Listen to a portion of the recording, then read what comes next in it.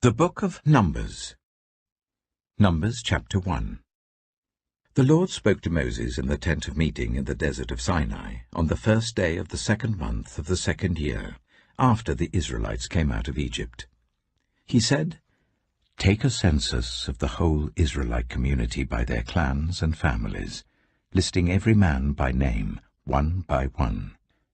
You and Aaron, at a count according to their divisions, all the men in Israel who are 20 years old or more, and able to serve in the army. One man from each tribe, each of them the head of his family, is to help you. These are the names of the men who are to assist you. From Reuben, Elizur, son of Shedeiah. From Simeon, Shelumiel, son of Zurishaddai. From Judah, Nachshon, son of Amminadab. From Issachar, Nathanael, son of Zuar. From Zebulun, Eliab, son of Helon. From the sons of Joseph. From Ephraim, Elishama, son of Ammihud. From Manasseh, Gamaliel, son of Pedazah. From Benjamin, Abidan, son of Gideoni. From Dan, Ahiezer, son of Ammishaddai. From Asher, Pagiel, son of Ochran. From Gad, Eliasaph, son of Duel. From Naphtali, Ahira, son of Enan. These were the men appointed from the community, the leaders of their ancestral tribes. They were the heads of the clans of Israel. Moses and Aaron took these men whose names had been specified, and they called the whole community together on the first day of the 2nd month. The people registered their ancestry by their clans and families, and the men 20 years old or more were listed by name, one by one, as the Lord commanded Moses. And so he counted them in the desert of Sinai. From the descendants of Reuben, the firstborn son of Israel, all the men 20 years old or more who were able to serve in the army were listed by name, one by one, according to the records of their clans and families. The number from the tribe of Reuben was 46,500. From the descendants of Simeon, all the men 20 years old or more who were able to serve in the army were counted and listed by name, one by one, according to the records of their clans and families. The number from the tribe of Simeon was 59,300. From the descendants of Gad, all the men 20 years old or more who were able to serve in the army were listed by name, according to the records of their clans and families. The number from the tribe of Gad was 45,650. From the descendants of Judah, all the men 20 years old or more who were able to serve in the army were listed by name, according to the records of their clans and families. The number from the tribe of Judah was 74,600. From the descendants of Issachar, all the men 20 years old or more who were able to serve in the army were listed by name, according to the records of their clans and families. The number from the tribe of Issachar was 54,400. From the descendants of Zebulun, all the men 20 years old or more who were able to serve in the army were listed by name, according to the records of their clans and families. The number from the tribe of Zebulun was 57,400. From the sons of Joseph, from the descendants of Ephraim, all the men 20 years old or more who were able to serve in the army were listed by name, according to the records of their clans and families. The number from the tribe of Ephraim was 40,500. From the descendants of Manasseh, all the men 20 years old or more who were able to serve in the army were listed by name, according to the records of their clans and families. The number from the tribe of Manasseh was 32,200. From the descendants of Benjamin, all the men 20 years old or more who were able to serve in the army were listed by name, according to the records of their clans and families. The number from the tribe of Benjamin was 35,400. From the descendants of Dan, all the men 20 years old or more who were able to serve in the army were listed by name according to the records of their clans and families. The number from the tribe of Dan was 62,700. From the descendants of Asher, all the men 20 years old or more who were able to serve in the army were listed by name according to the records of their clans and families. The number from the tribe of Asher was 41,500. From the descendants of Naphtali, all the men 20 years old or more who were able to serve in the army were listed by name according to the records of their clans and families. The number from the tribe of Naphtali was 53,400. These were the men counted by Moses and Aaron and the 12 leaders of Israel, each one representing his family. All the Israelites, 20 years old or more, who were able to serve in Israel's army, were counted according to their families. The total number was 603,550. The ancestral tribe of the Levites, however, was not counted along with the others. The Lord had said to Moses, "You must not count the tribe of Levi, or include them in the census of the other Israelites. Instead, appoint the Levites to be in charge of the tabernacle of the covenant law, over all its furnishings and everything belonging to it. They are to carry the tabernacle and all its furnishings. They are to take care of it and camp round it. Whenever the tabernacle is to move, the Levites are to take it down, and whenever the tabernacle is to be set up, the Levites shall do it. Anyone else who approaches it is to be put to death." The Israelites are to set up their tents by divisions, each of them in their own camp under their standard. The Levites, however, are to set up their tents round the tabernacle of the covenant law, so that my wrath will not fall on the Israelite community. The Levites are to be responsible for the care of the tabernacle of the covenant law.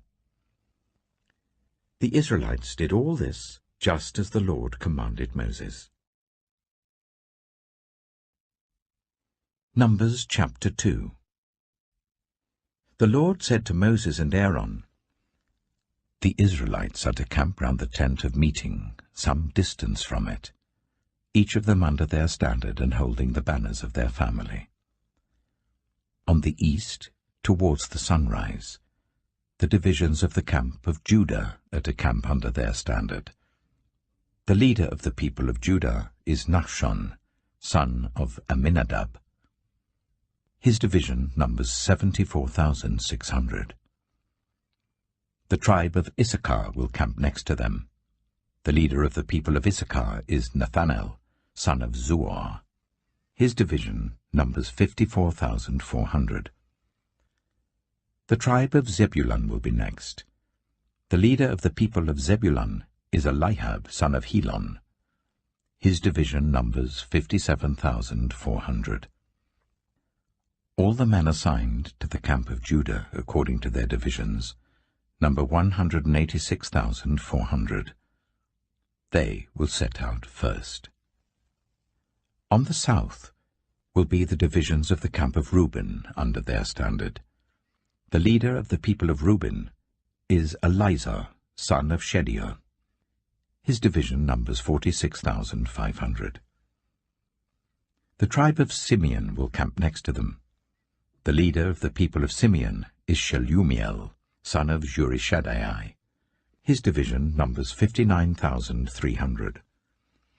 The tribe of Gad will be next. The leader of the people of Gad is Eliasaph, son of Duel. His division numbers 45,650.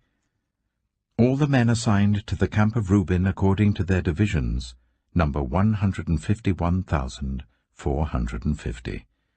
They will set out second.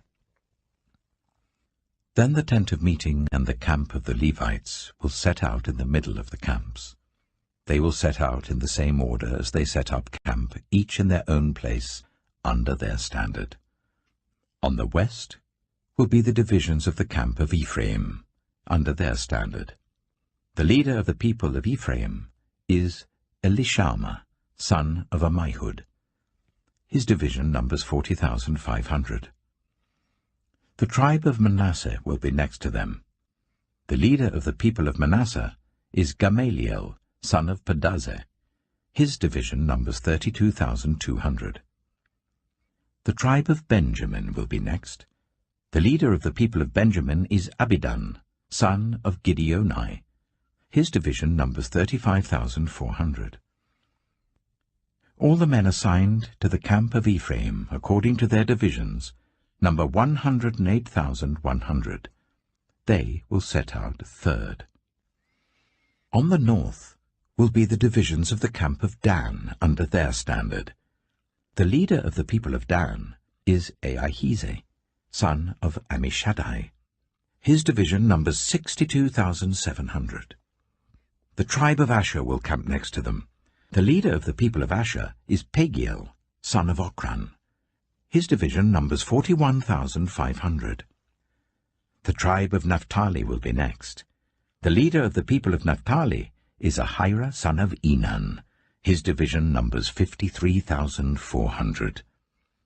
All the men assigned to the camp of Dan number 157,600. They will set out last under their standards.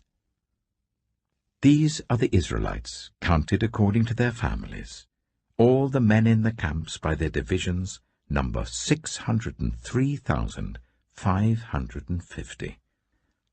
The Levites, however, were not counted along with the other Israelites, as the Lord commanded Moses. So the Israelites did everything the Lord commanded Moses. That is the way they camped under their standards, and that is the way they set out, each of them with their clan and family. Numbers chapter 3.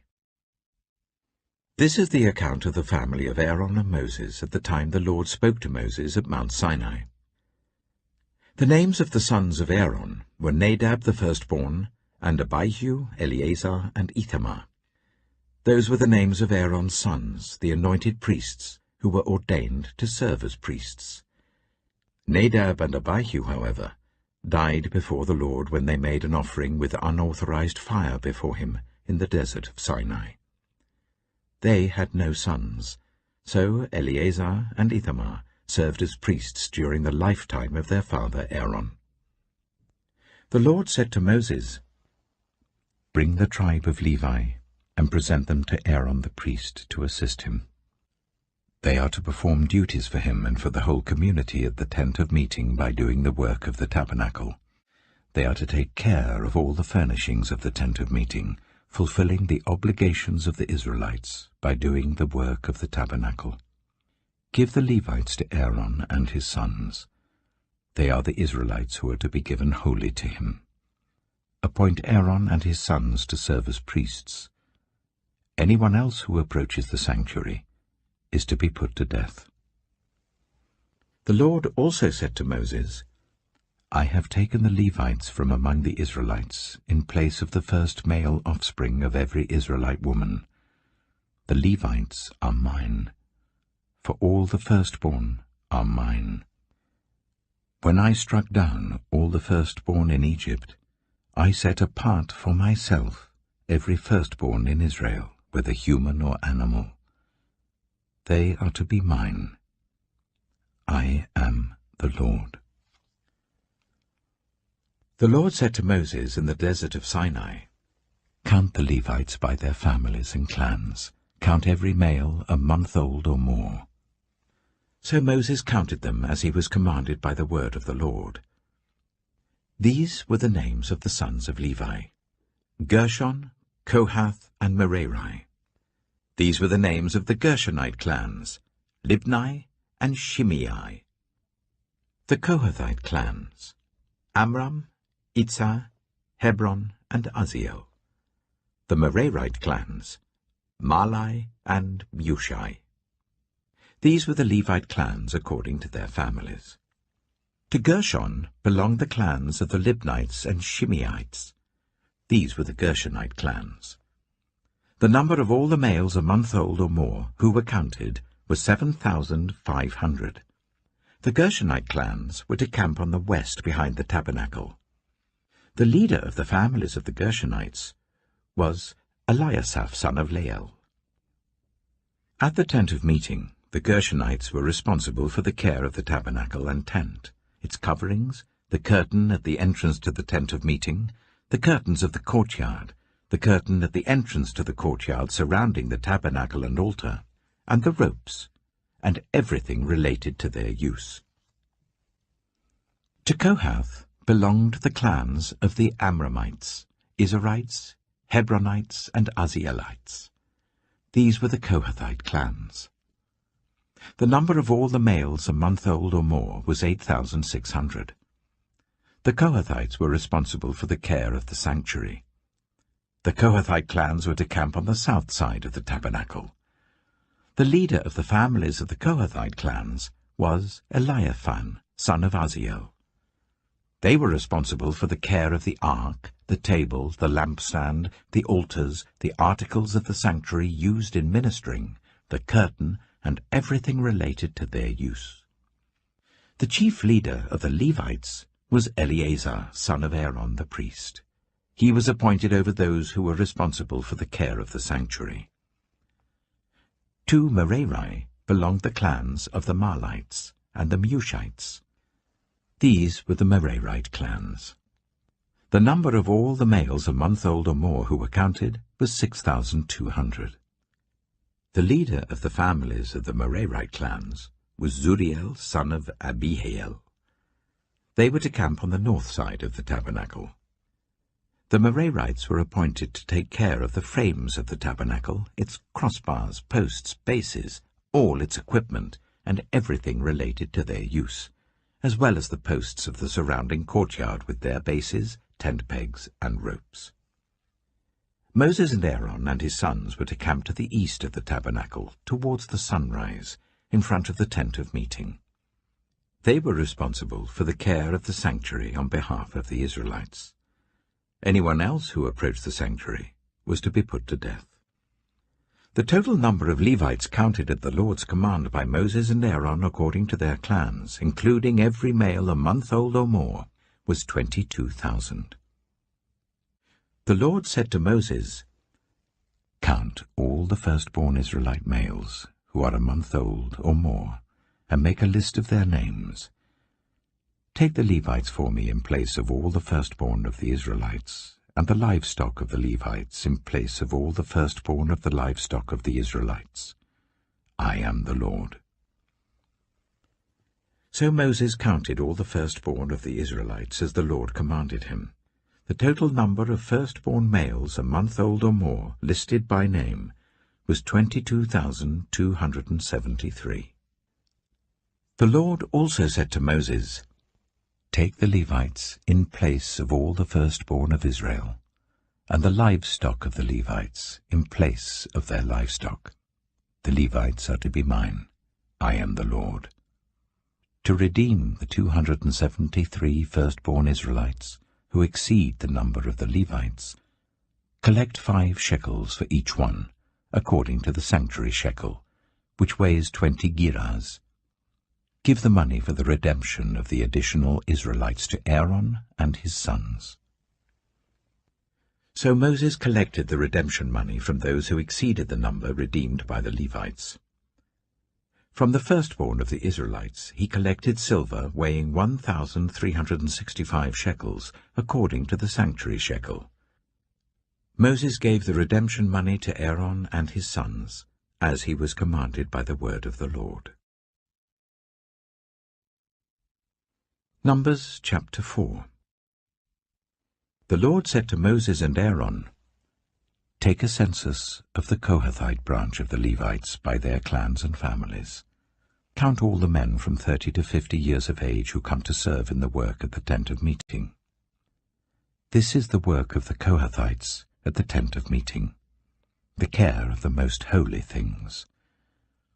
When the camp is to move, Aaron and his sons are to go in and take down the shielding curtain and put it over the ark of the covenant law. Then they are to cover the curtain with durable leather, spread a cloth of solid blue over that, and put the poles in place. Over the table of the presence they are to spread a blue cloth, and put on it the plates, dishes, and bowls, and the jars for drink offerings. The bread that is continually there is to remain on it. They are to spread a scarlet cloth over them, cover that with durable leather, and put the poles in place. They are to take a blue cloth, and cover the lampstand that is for light, together with its lamps, its wick trimmers, and trays, and all its jars for the oil used to supply it. Then they are to wrap it and all its accessories in a covering of durable leather, and put it on a carrying frame. Over the gold altar they are to spread a blue cloth, and cover that with durable leather, and put the poles in place. They are to take all the articles used for ministering in the sanctuary, wrap them in a blue cloth, cover that with durable leather, and put them on a carrying frame. They are to remove the ashes from the bronze altar and spread a purple cloth over it. Then they are to place on it all the utensils used for ministering at the altar, including the firepans, meat forks, shovels, and sprinkling bowls. Over it they are to spread a covering of durable leather and put the poles in place. After Aaron and his sons have finished covering the holy furnishings and all the holy articles, and when the camp is ready to move, only then are the Kohathites to come and do the carrying. But they must not touch the holy things, or they will die. The Kohathites are to carry those things that are in the tent of meeting. Eleazar, son of Aaron the priest, is to have charge of the oil for the light, the fragrant incense, the regular grain offering, and the anointing oil. He is to be in charge of the entire tabernacle and everything in it, including its holy furnishings and articles. The Lord said to Moses and Aaron, "See that the Kohathite tribal clans are not destroyed from among the Levites, so that they may live and not die when they come near the most holy things. Do this for them. Aaron and his sons are to go into the sanctuary and assign to each man his work and what he is to carry. But the Kohathites must not go in to look at the holy things even for a moment, or they will die." The Lord said to Moses, "Take a census also of the Gershonites by their families and clans. Count all the men from 30 to 50 years of age who come to serve in the work at the tent of meeting. This is the service of the Gershonite clans in their carrying and their other work. They are to carry the curtains of the tabernacle, that is, the tent of meeting, its covering and its outer covering of durable leather, the curtains for the entrance to the tent of meeting, the curtains of the courtyard surrounding the tabernacle and altar, the curtain for the entrance to the courtyard, the ropes, and all the equipment used in the service of the tent. The Gershonites are to do all that needs to be done with these things. All their service, whether carrying or doing other work, is to be done under the direction of Aaron and his sons.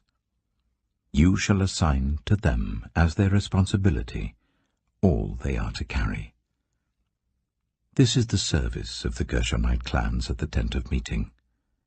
Their duties are to be under the direction of Ithamar, son of Aaron, the priest. Count the Merarites by their clans and families.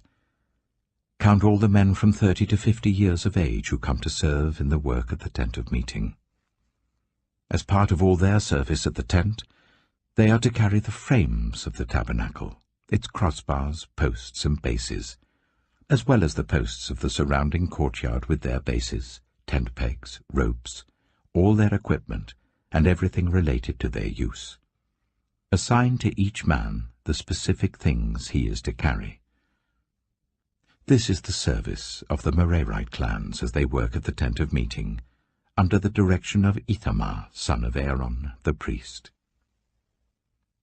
Moses, Aaron, and the leaders of the community counted the Kohathites by their clans and families. All the men from 30 to 50 years of age who came to serve in the work at the tent of meeting, counted by clans, were 2,750. This was the total of all those in the Kohathite clans who served at the tent of meeting. Moses and Aaron counted them according to the Lord's command through Moses. The Gershonites were counted by their clans and families. All the men from 30 to 50 years of age who came to serve in the work at the tent of meeting, counted by their clans and families, were 2,630. This was the total of those in the Gershonite clans who served at the tent of meeting. Moses and Aaron counted them according to the Lord's command. The Merarites were counted by their clans and families. All the men from 30 to 50 years of age who came to serve in the work at the tent of meeting, counted by their clans, were 3,200. This was the total of those in the Merarite clans. Moses and Aaron counted them according to the Lord's command through Moses. So Moses, Aaron, and the leaders of Israel counted all the Levites by their clans and families. All the men from 30 to 50 years of age who came to do the work of serving and carrying the tent of meeting numbered 8,580. At the Lord's command through Moses, each was assigned his work and told what to carry. Thus they were counted, as the Lord commanded Moses. Numbers chapter 5. The Lord said to Moses, "Command the Israelites to send away from the camp anyone who has a defiling skin disease or a discharge of any kind, or who is ceremonially unclean because of a dead body. Send away male and female alike. Send them outside the camp, so that they will not defile their camp where I dwell among them." The Israelites did so. They sent them outside the camp. They did just as the Lord had instructed Moses. The Lord said to Moses, "Say to the Israelites, any man or woman who wrongs another in any way, and so is unfaithful to the Lord, is guilty and must confess the sin they have committed. They must make full restitution for the wrong they have done, add 1/5 of the value to it, and give it all to the person they have wronged. But if that person has no close relative to whom restitution can be made for the wrong, the restitution belongs to the Lord and must be given to the priest, along with the ram with which atonement is made for the wrongdoer. All the sacred contributions the Israelites bring to a priest will belong to him. Sacred things belong to their owners, but what they give to the priest will belong to the priest." Then the Lord said to Moses, "Speak to the Israelites and say to them, if a man's wife goes astray and is unfaithful to him so that another man has sexual relations with her, and this is hidden from her husband, and her impurity is undetected, since there is no witness against her and she has not been caught in the act, and if feelings of jealousy come over her husband, and he suspects his wife and she is impure, or if he is jealous and suspects her, even though she is not impure, then he is to take his wife to the priest. He must also take an offering of 1/10 of an ephah of barley flour on her behalf. He must not pour olive oil on it or put incense on it, because it is a grain offering for jealousy, a reminder offering to draw attention to wrongdoing. The priest shall bring her and make her stand before the Lord. Then he shall take some holy water in a clay jar, and put some dust from the tabernacle floor into the water. After the priest has made the woman stand before the Lord, he shall loosen her hair and place in her hands the reminder offering, the grain offering for jealousy, while he himself holds the bitter water that brings a curse. Then the priest shall put the woman under oath, and say to her, "If no other man has had sexual relations with you, and you have not gone astray and become impure while married to your husband, may this bitter water that brings a curse not harm you. But if you have gone astray while married to your husband, and you have made yourself impure by having sexual relations with a man other than your husband, here the priest is to put the woman under this curse. May the Lord cause you to become a curse among your people, when he makes your womb miscarry and your abdomen swell. May this water that brings a curse enter your body, so that your abdomen swells or your womb miscarries. Then the woman is to say, Amen, so be it. The priest is to write these curses on a scroll, and then wash them off into the bitter water. He shall make the woman drink the bitter water that brings a curse, and this water that brings a curse and causes bitter suffering will enter her. The priest is to take from her hands the grain offering for jealousy, wave it before the Lord and bring it to the altar. The priest is then to take a handful of the grain offering as a memorial offering and burn it on the altar. After that, he is to make the woman drink the water. If she has made herself impure and been unfaithful to her husband, this will be the result. When she is made to drink the water that brings a curse and causes bitter suffering, it will enter her, her abdomen will swell, and her womb will miscarry, and she will become a curse.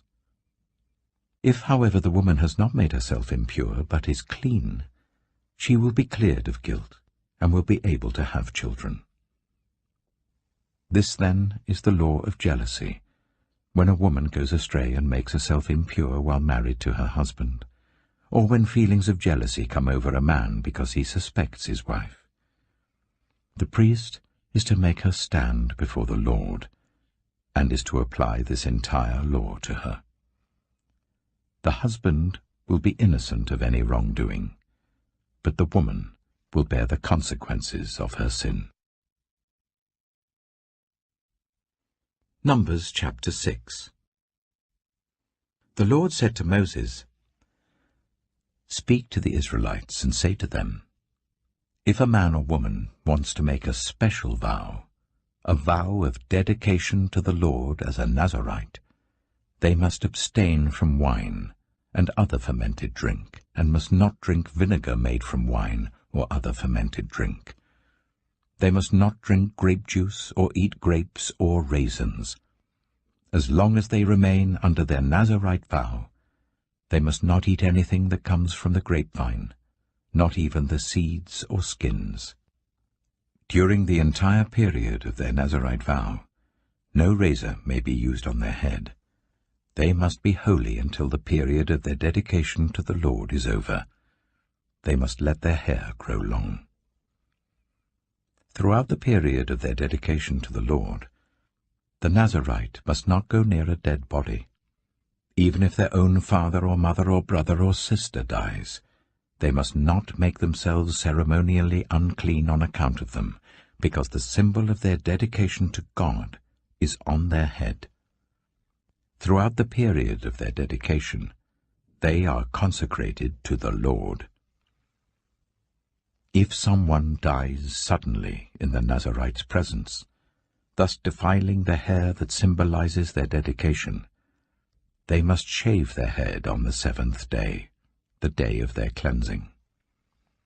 Then on the 8th day they must bring 2 doves or 2 young pigeons to the priest at the entrance to the tent of meeting. The priest is to offer one as a sin offering and the other as a burnt offering to make atonement for the Nazirite, because they sinned by being in the presence of the dead body. That same day they are to consecrate their head again. They must rededicate themselves to the Lord for the same period of dedication, and must bring a year-old male lamb as a guilt offering.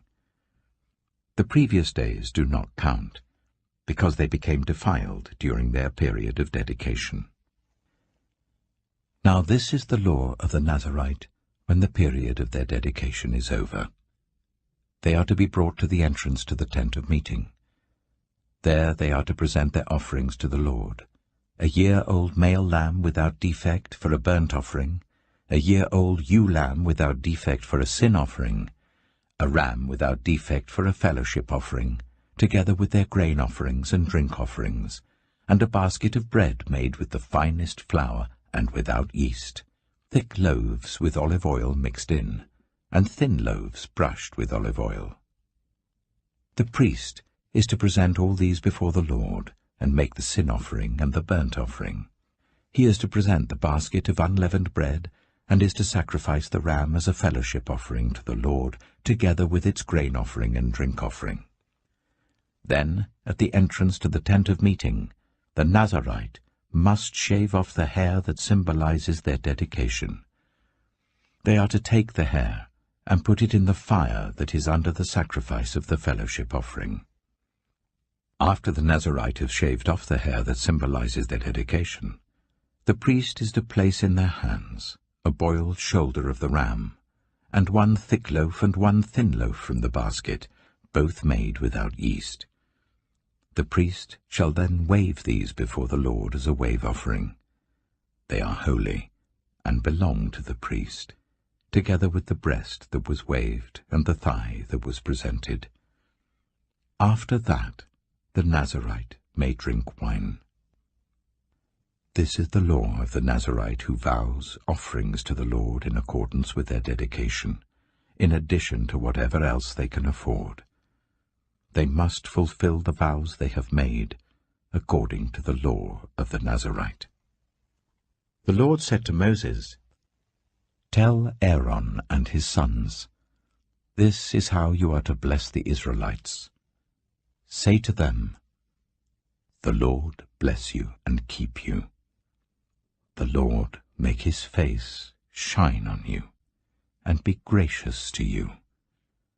The Lord turn his face towards you, and give you peace."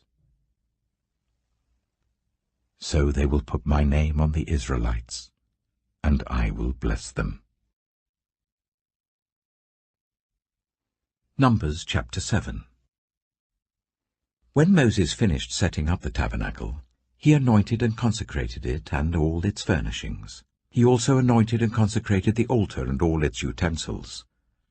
Then the leaders of Israel, the heads of families who were the tribal leaders in charge of those who were counted, made offerings.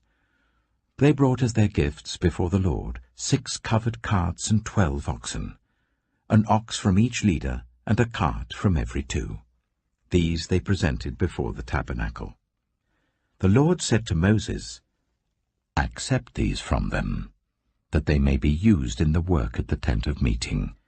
Give them to the Levites as each man's work requires." So Moses took the carts and oxen and gave them to the Levites. He gave 2 carts and 4 oxen to the Gershonites as their work required, and he gave 4 carts and 8 oxen to the Merarites as their work required. They were all under the direction of Ithamar, son of Aaron, the priest. But Moses did not give any to the Kohathites, because they were to carry on their shoulders the holy things for which they were responsible.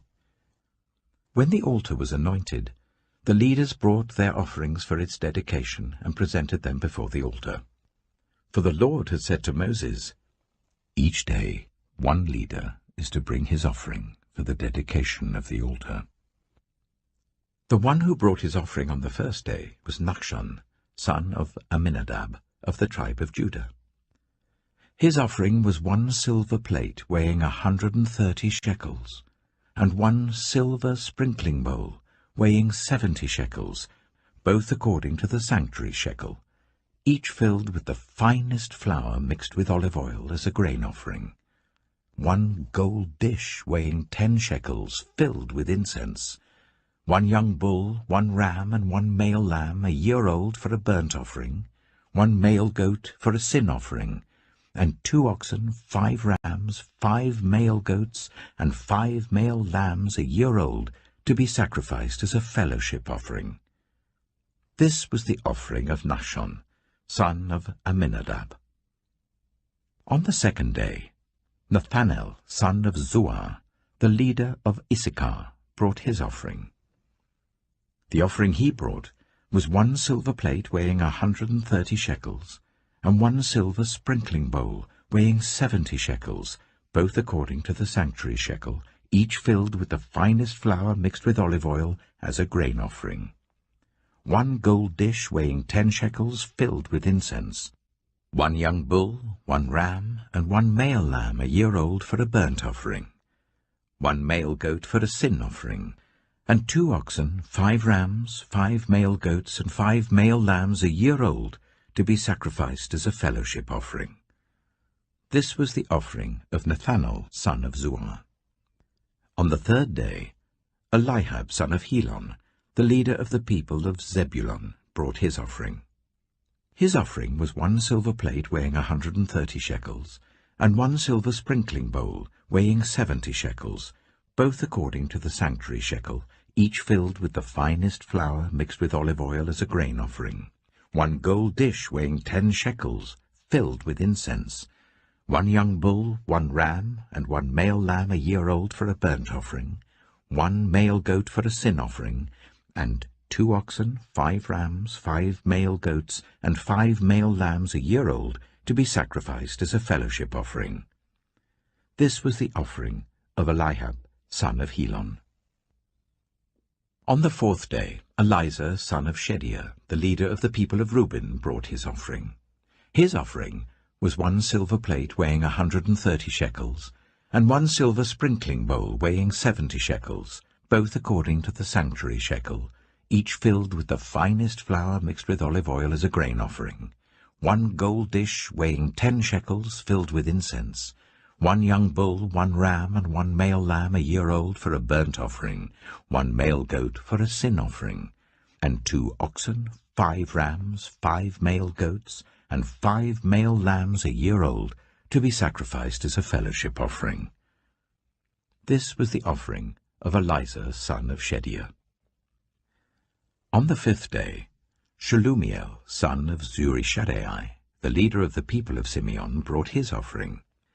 His offering was 1 silver plate weighing 130 shekels, and 1 silver sprinkling bowl weighing 70 shekels, both according to the sanctuary shekel, each filled with the finest flour mixed with olive oil as a grain offering, 1 gold dish weighing 10 shekels, filled with incense, 1 young bull, 1 ram, and 1 male lamb a year old for a burnt offering, 1 male goat for a sin offering, and 2 oxen, 5 rams, 5 male goats, and 5 male lambs a year old, to be sacrificed as a fellowship offering.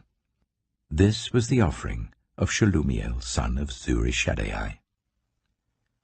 On the 6th day, Eliasaph, son of Duel, the leader of the people of Gad, brought his offering.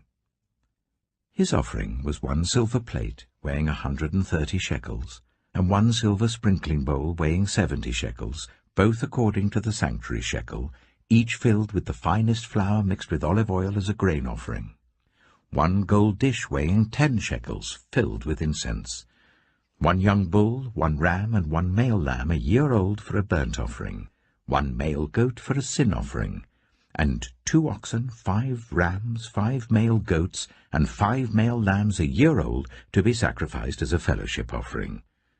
This was the offering of Eliasaph, son of Duel. On the 7th day, Elishama, son of Ammihud, the leader of the people of Ephraim, brought his offering. His offering was 1 silver plate weighing 130 shekels, and 1 silver sprinkling bowl weighing 70 shekels, both according to the sanctuary shekel, each filled with the finest flour mixed with olive oil as a grain offering, 1 gold dish weighing 10 shekels, filled with incense, 1 young bull, 1 ram, and 1 male lamb a year old for a burnt offering, 1 male goat for a sin offering, and 2 oxen, 5 rams, 5 male goats, and 5 male lambs a year old, to be sacrificed as a fellowship offering. This was the offering of Elishama, son of Ammihud. On the 8th day, Gamaliel, son of Pedazur, the leader of the people of Manasseh, brought his offering. His offering was 1 silver plate weighing 130 shekels, and 1 silver sprinkling bowl weighing 70 shekels, both according to the sanctuary shekel, each filled with the finest flour mixed with olive oil as a grain offering, 1 gold dish weighing 10 shekels, filled with incense, 1 young bull, 1 ram, and 1 male lamb a year old for a burnt offering, 1 male goat for a sin offering, and 2 oxen, 5 rams, 5 male goats and 5 male lambs a year old, to be sacrificed as a fellowship offering. This was the offering of Gamaliel, son of Pedazur. On the 9th day, Abidan, son of Gideoni, the leader of the people of Benjamin, brought his offering. His offering was 1 silver plate weighing 130 shekels, and 1 silver sprinkling bowl weighing 70 shekels, both according to the sanctuary shekel, each filled with the finest flour mixed with olive oil as a grain offering. 1 gold dish weighing 10 shekels, filled with incense, 1 young bull, 1 ram, and 1 male lamb a year old for a burnt offering, 1 male goat for a sin offering, and 2 oxen, 5 rams, 5 male goats, and 5 male lambs a year old, to be sacrificed as a fellowship offering. This was the offering of Abidan, son of Gideoni. On the 10th day, Ahiezer, son of Ammishaddai, the leader of the people of Dan, brought his offering. His offering was 1 silver plate weighing 130 shekels, and 1 silver sprinkling bowl weighing 70 shekels, both according to the sanctuary shekel, each filled with the finest flour mixed with olive oil as a grain offering, 1 gold dish weighing 10 shekels, filled with incense, 1 young bull, 1 ram, and 1 male lamb a year old for a burnt offering, 1 male goat for a sin offering, and 2 oxen, 5 rams, 5 male goats, and 5 male lambs a year old, to be sacrificed as a fellowship offering. This was the offering of Ahiezer, son of Ammishaddai. On the 11th day, Pagiel, son of Ochran, the leader of the people of Asher, brought his offering. His offering was 1 silver plate weighing 130 shekels, and 1 silver sprinkling bowl weighing 70 shekels, both according to the sanctuary shekel, each filled with the finest flour, mixed with olive oil as a grain offering, 1 gold dish weighing 10 shekels, filled with incense, 1 young bull, 1 ram, and 1 male lamb a year old for a burnt offering, 1 male goat for a sin offering, and 2 oxen, 5 rams, 5 male goats, and 5 male lambs a year old, to be sacrificed as a fellowship offering. This was the offering of Pagiel, son of Ochran. On the 12th day, Ahira, son of Enan, the leader of the people of Naphtali, brought his offering. His offering was 1 silver plate weighing 130 shekels, and 1 silver sprinkling bowl weighing 70 shekels, both according to the sanctuary shekel, each filled with the finest flour mixed with olive oil as a grain offering, 1 gold dish weighing 10 shekels, filled with incense, 1 young bull, 1 ram, and 1 male lamb a year old for a burnt offering, 1 male goat for a sin offering, and 2 oxen, 5 rams, 5 male goats, and 5 male lambs a year old, to be sacrificed as a fellowship offering. This was the offering of Ahira, son of Enan. These were the offerings of the Israelite leaders for the dedication of the altar when it was anointed: 12 silver plates, 12 silver sprinkling bowls, and 12 gold dishes. Each silver plate weighed 130 shekels, and each sprinkling bowl 70 shekels. Altogether, the silver dishes weighed 2,400 shekels according to the sanctuary shekel. The 12 gold dishes, filled with incense, weighed 10 shekels each, according to the sanctuary shekel. Altogether, the gold dishes weighed 120 shekels. The total number of animals for the burnt offering came to 12 young bulls, 12 rams, and 12 male lambs a year old, together with their grain offering. 12 male goats were used for the sin offering. The total number of animals for the sacrifice of the fellowship offering came to 24 oxen, 60 rams, 60 male goats, and 60 male lambs a year old. These were the offerings for the dedication of the altar after it was anointed. When Moses entered the tent of meeting to speak with the Lord, he heard the voice speaking to him from between the 2 cherubim above the atonement cover on the ark of the covenant law. In this way the Lord spoke to him. Numbers chapter 8. The Lord said to Moses, "Speak to Aaron and say to him, when you set up the lamps, see that all 7 light up the area in front of the lampstand." Aaron did so. He set up the lamps so that they faced forwards on the lampstand, just as the Lord commanded Moses. This is how the lampstand was made. It was made of hammered gold, from its base to its blossoms. The lampstand was made exactly like the pattern the Lord had shown Moses. The Lord said to Moses, "Take the Levites from among all the Israelites and make them ceremonially clean. To purify them, do this. Sprinkle the water of cleansing on them, then make them shave their whole bodies and wash their clothes, and so they will purify themselves. Make them take a young bull with its grain offering of the finest flour mixed with olive oil. Then you are to take a second young bull for a sin offering.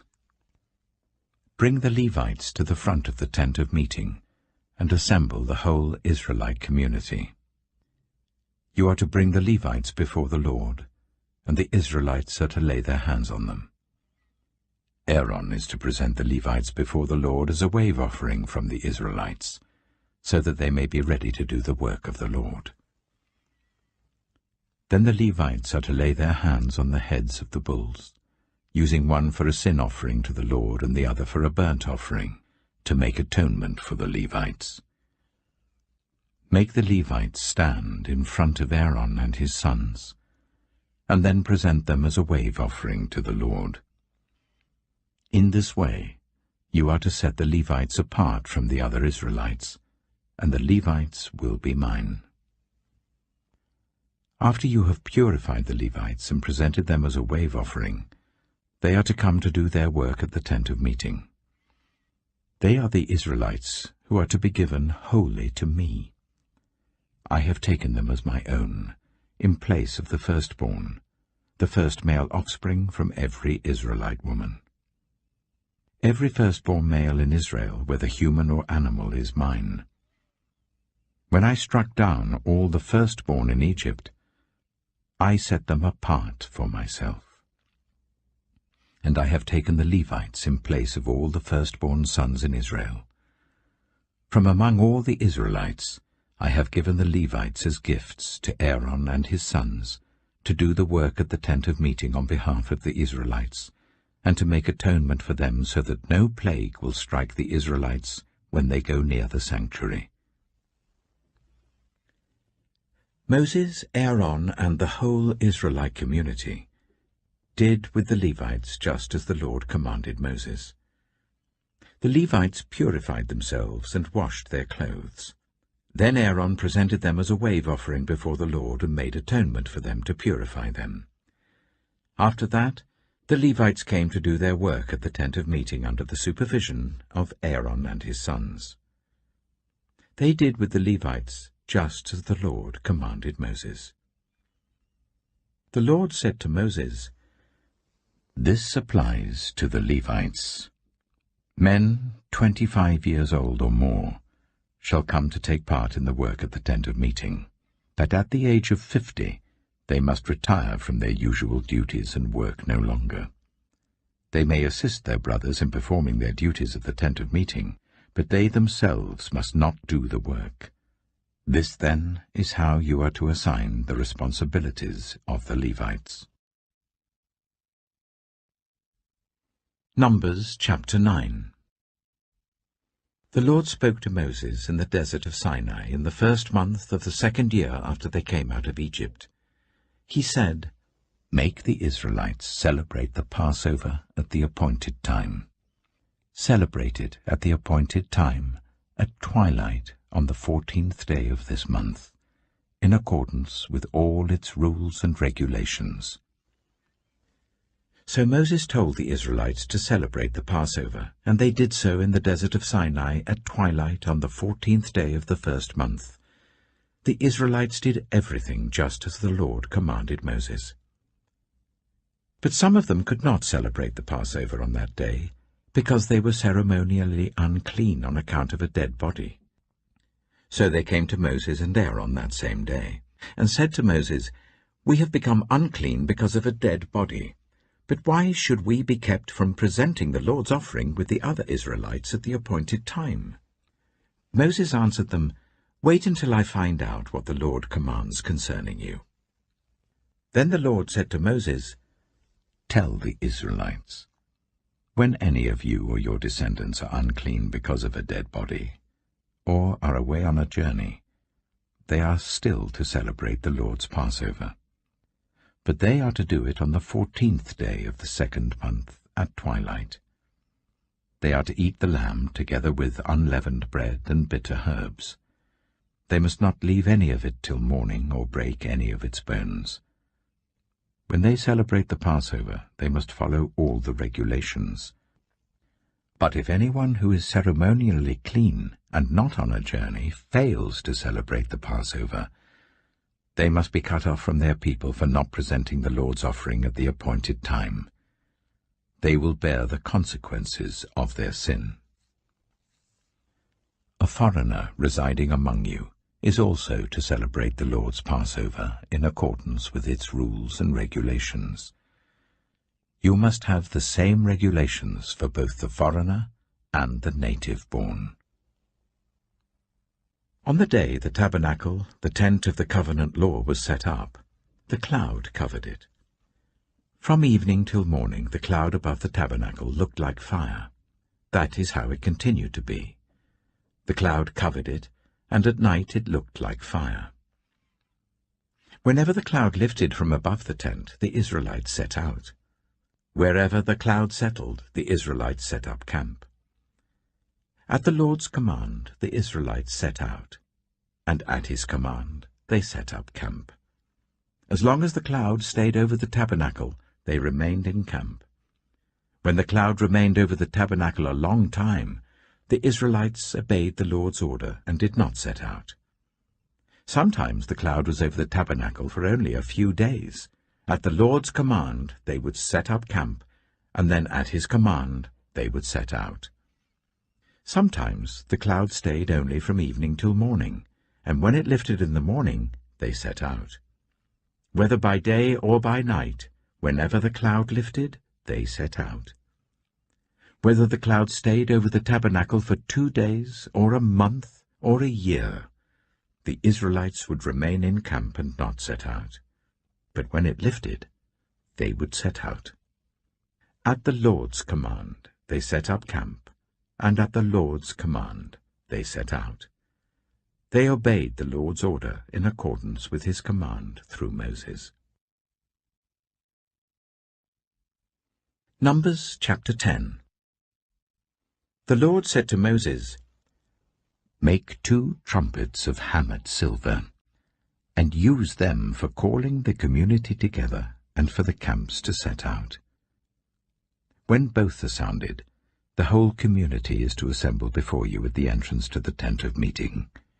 If only one is sounded, the leaders, the heads of the clans of Israel, are to assemble before you. When a trumpet blast is sounded, the tribes camping on the east are to set out. At the sounding of a second blast, the camps on the south are to set out. The blast will be the signal for setting out. To gather the assembly, blow the trumpets, but not with the signal for setting out.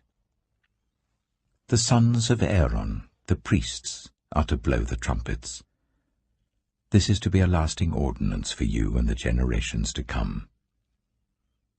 When you go into battle in your own land against an enemy who is oppressing you, sound a blast on the trumpets. Then you will be remembered by the Lord your God and rescued from your enemies. Also at your times of rejoicing, your appointed festivals and new moon feasts, you are to sound the trumpets over your burnt offerings and fellowship offerings, and they will be a memorial for you before your God. I am the Lord your God." On the 20th day of the 2nd month of the 2nd year, the cloud lifted from above the tabernacle of the covenant law. Then the Israelites set out from the desert of Sinai and travelled from place to place until the cloud came to rest in the desert of Paran. They set out this first time at the Lord's command through Moses. The divisions of the camp of Judah went first, under their standard. Nachshon, son of Amminadab, was in command. Nathanael, son of Zuar, was over the division of the tribe of Issachar, and Eliab, son of Helon, was over the division of the tribe of Zebulun. Then the tabernacle was taken down, and the Gershonites and Merarites who carried it set out.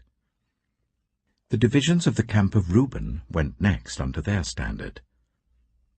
Elizur, son of Shedeur, was in command. Shelumiel, son of Zurishaddai, was over the division of the tribe of Simeon, and Eliasaph, son of Duel, was over the division of the tribe of Gad. Then the Kohathites set out, carrying the holy things. The tabernacle was to be set up before they arrived. The divisions of the camp of Ephraim went next under their standard. Elishama, son of Ammihud, was in command. Gamaliel, son of Pedazur, was over the division of the tribe of Manasseh, and Abidah, son of Gideoni, was over the division of the tribe of Benjamin. Finally, as the rear guard for all the units, the divisions of the camp of Dan set out under their standards. Ahiezer, son of Ammishaddai, was in command. Pagiel, son of Ochran, was over the division of the tribe of Asher, and Ahira, son of Enan, was over the division of the tribe of Naphtali. This was the order of march for the Israelite divisions as they set out. Now Moses said to Hobab, son of Ruel, the Midianite, Moses' father-in-law, "We're setting out for the place about which the Lord said, 'I will give it to you.' Come with us, and we will treat you well, for the Lord has promised good things to Israel." He answered, "No, I will not go. I am going back to my own land and my own people." But Moses said, "Please do not leave us. You know where we should camp in the wilderness, and you can be our eyes. If you come with us, we will share with you whatever good things the Lord gives us." So they set out from the mountain of the Lord and travelled for 3 days. The ark of the covenant of the Lord went before them during those 3 days to find them a place to rest. The cloud of the Lord was over them by day when they set out from the camp. Whenever the ark set out, Moses said, "Rise up, Lord. May your enemies be scattered. May your foes flee before you." Whenever it came to rest, he said, "Return, Lord, to the countless thousands of Israel." Numbers chapter 11. Now the people complained about their hardships in the hearing of the Lord. And when he heard them, his anger was aroused. Then fire from the Lord burned among them and consumed some of the outskirts of the camp. When the people cried out to Moses, he prayed to the Lord, and the fire died down. So that place was called Taberah, because fire from the Lord had burned among them. The rabble with them began to crave other food. And again the Israelites started wailing and said, "If only we had meat to eat. We remember the fish we ate in Egypt at no cost, also the cucumbers, melons, leeks, onions, and garlic.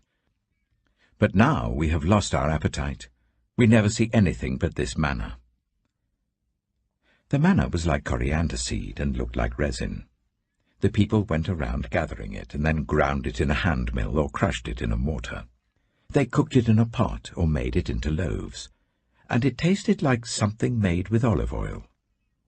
When the dew settled on the camp at night, the manna also came down. Moses heard the people of every family wailing at the entrance to their tents. The Lord became exceedingly angry, and Moses was troubled. He asked the Lord, "Why have you brought this trouble on your servant? What have I done to displease you, that you put the burden of all these people on me? Did I conceive all these people? Did I give them birth? Why do you tell me to carry them in my arms as a nurse carries an infant to the land you promised on oath to their ancestors? Where can I get meat for all these people? They keep wailing to me, Give us meat to eat. I cannot carry all these people by myself. The burden is too heavy for me. If this is how you are going to treat me, please go ahead and kill me right now, if I have found favor in your eyes, and do not let me face my own ruin." The Lord said to Moses, "Bring me 70 of Israel's elders who are known to you as leaders and officials among the people. Make them come to the tent of meeting, that they may stand there with you.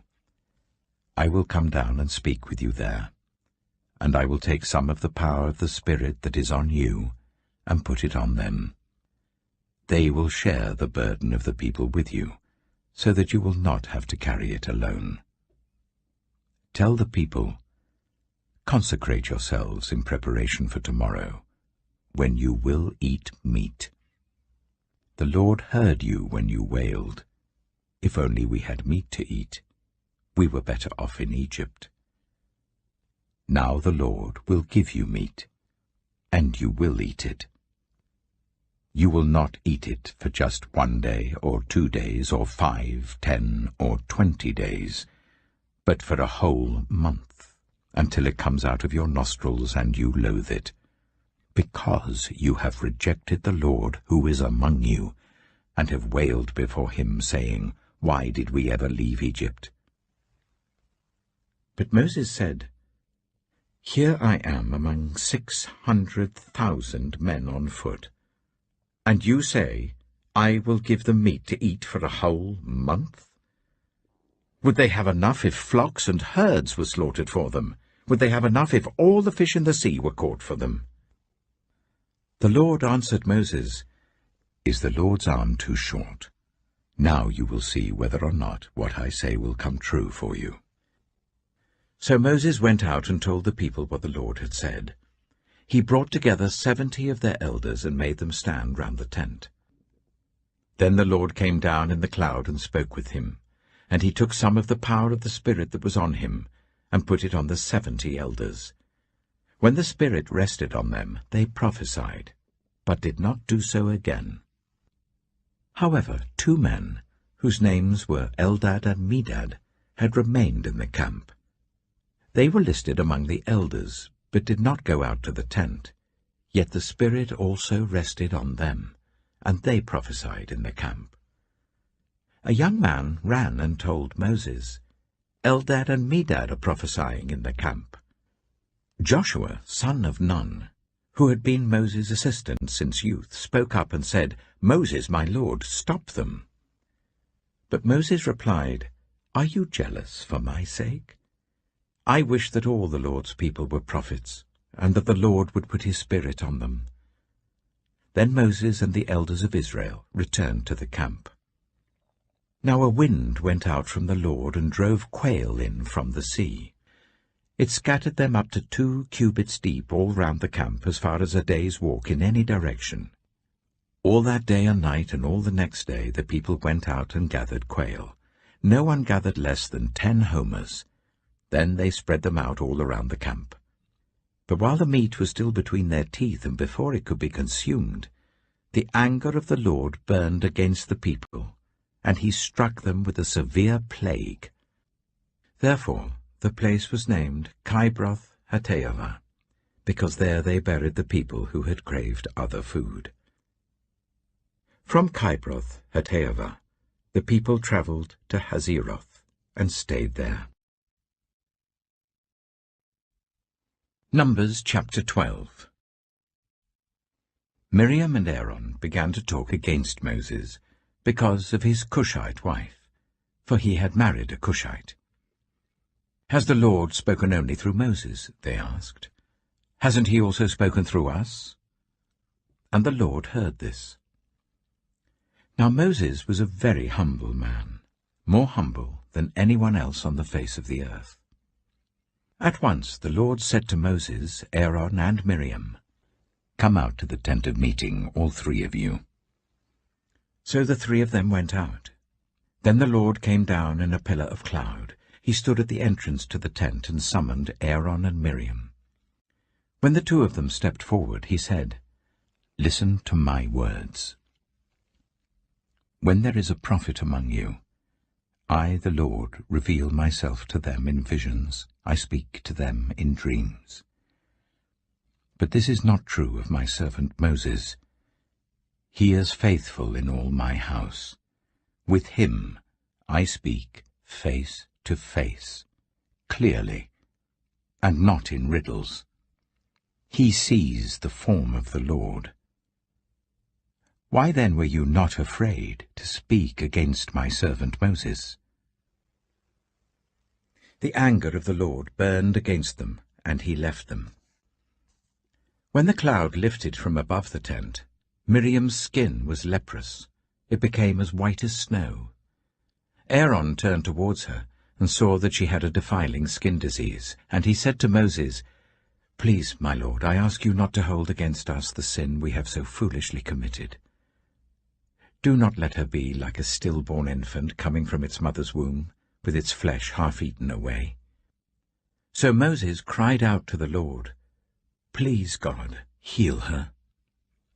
The Lord replied to Moses, "If her father had spat in her face, would she not have been in disgrace for 7 days?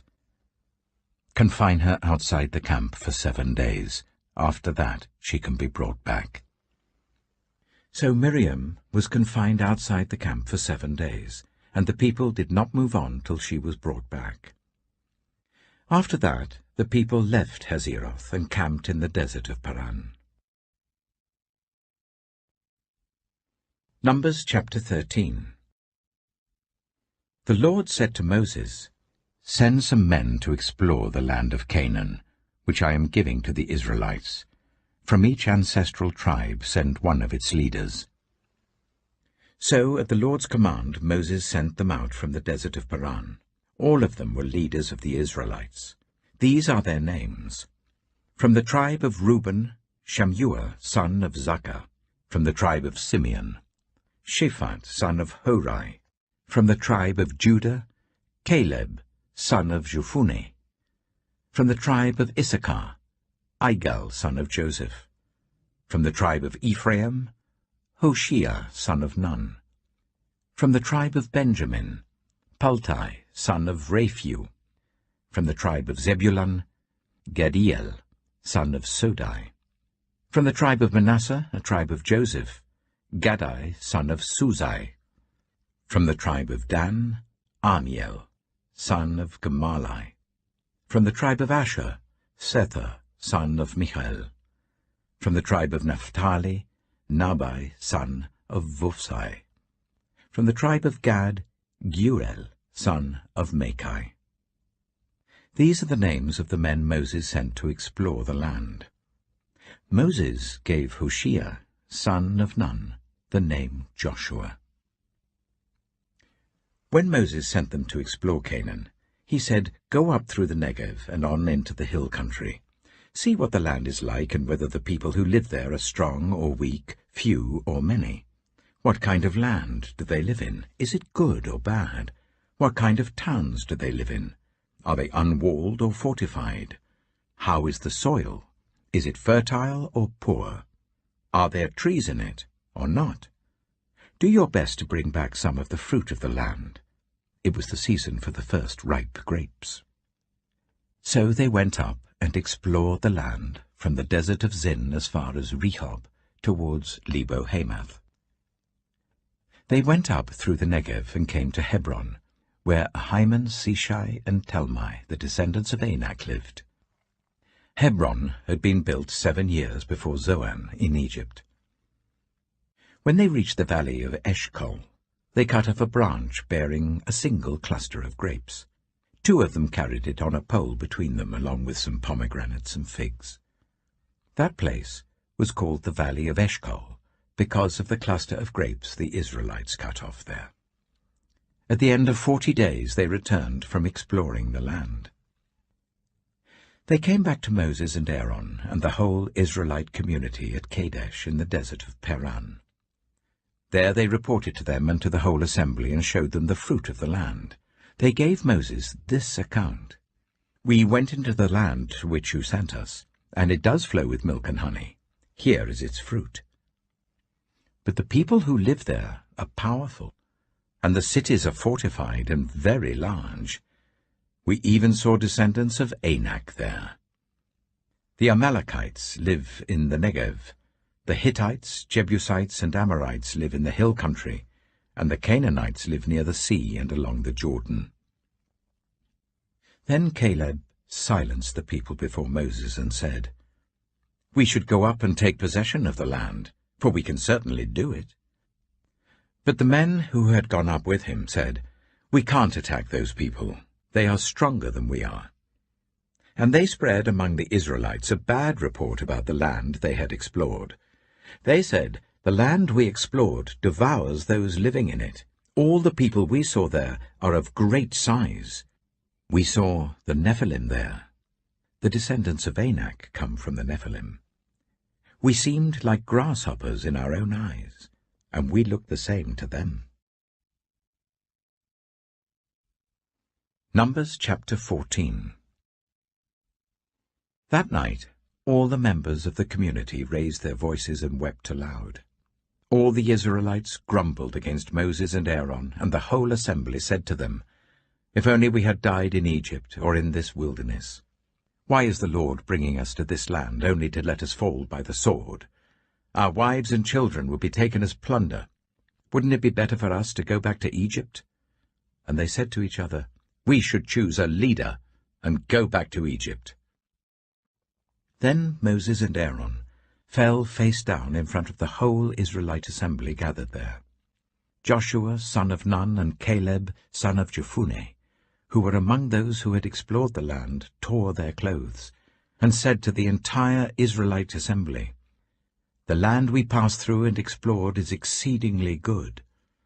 If the Lord is pleased with us, he will lead us into that land, a land flowing with milk and honey, and will give it to us. Only do not rebel against the Lord. And do not be afraid of the people of the land, because we will devour them. Their protection is gone, but the Lord is with us. Do not be afraid of them." But the whole assembly talked about stoning them. Then the glory of the Lord appeared at the tent of meeting to all the Israelites. The Lord said to Moses, "How long will these people treat me with contempt? How long will they refuse to believe in me, in spite of all the signs I have performed among them? I will strike them down with a plague and destroy them. But I will make you into a nation greater and stronger than they."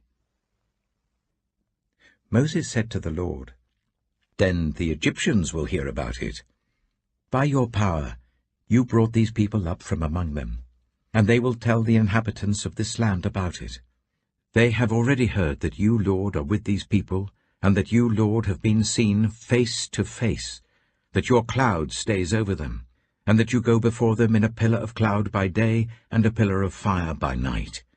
If you put all these people to death, leaving none alive, the nations who have heard this report about you will say, 'The Lord was not able to bring these people into the land he promised them on oath, so he slaughtered them in the wilderness.'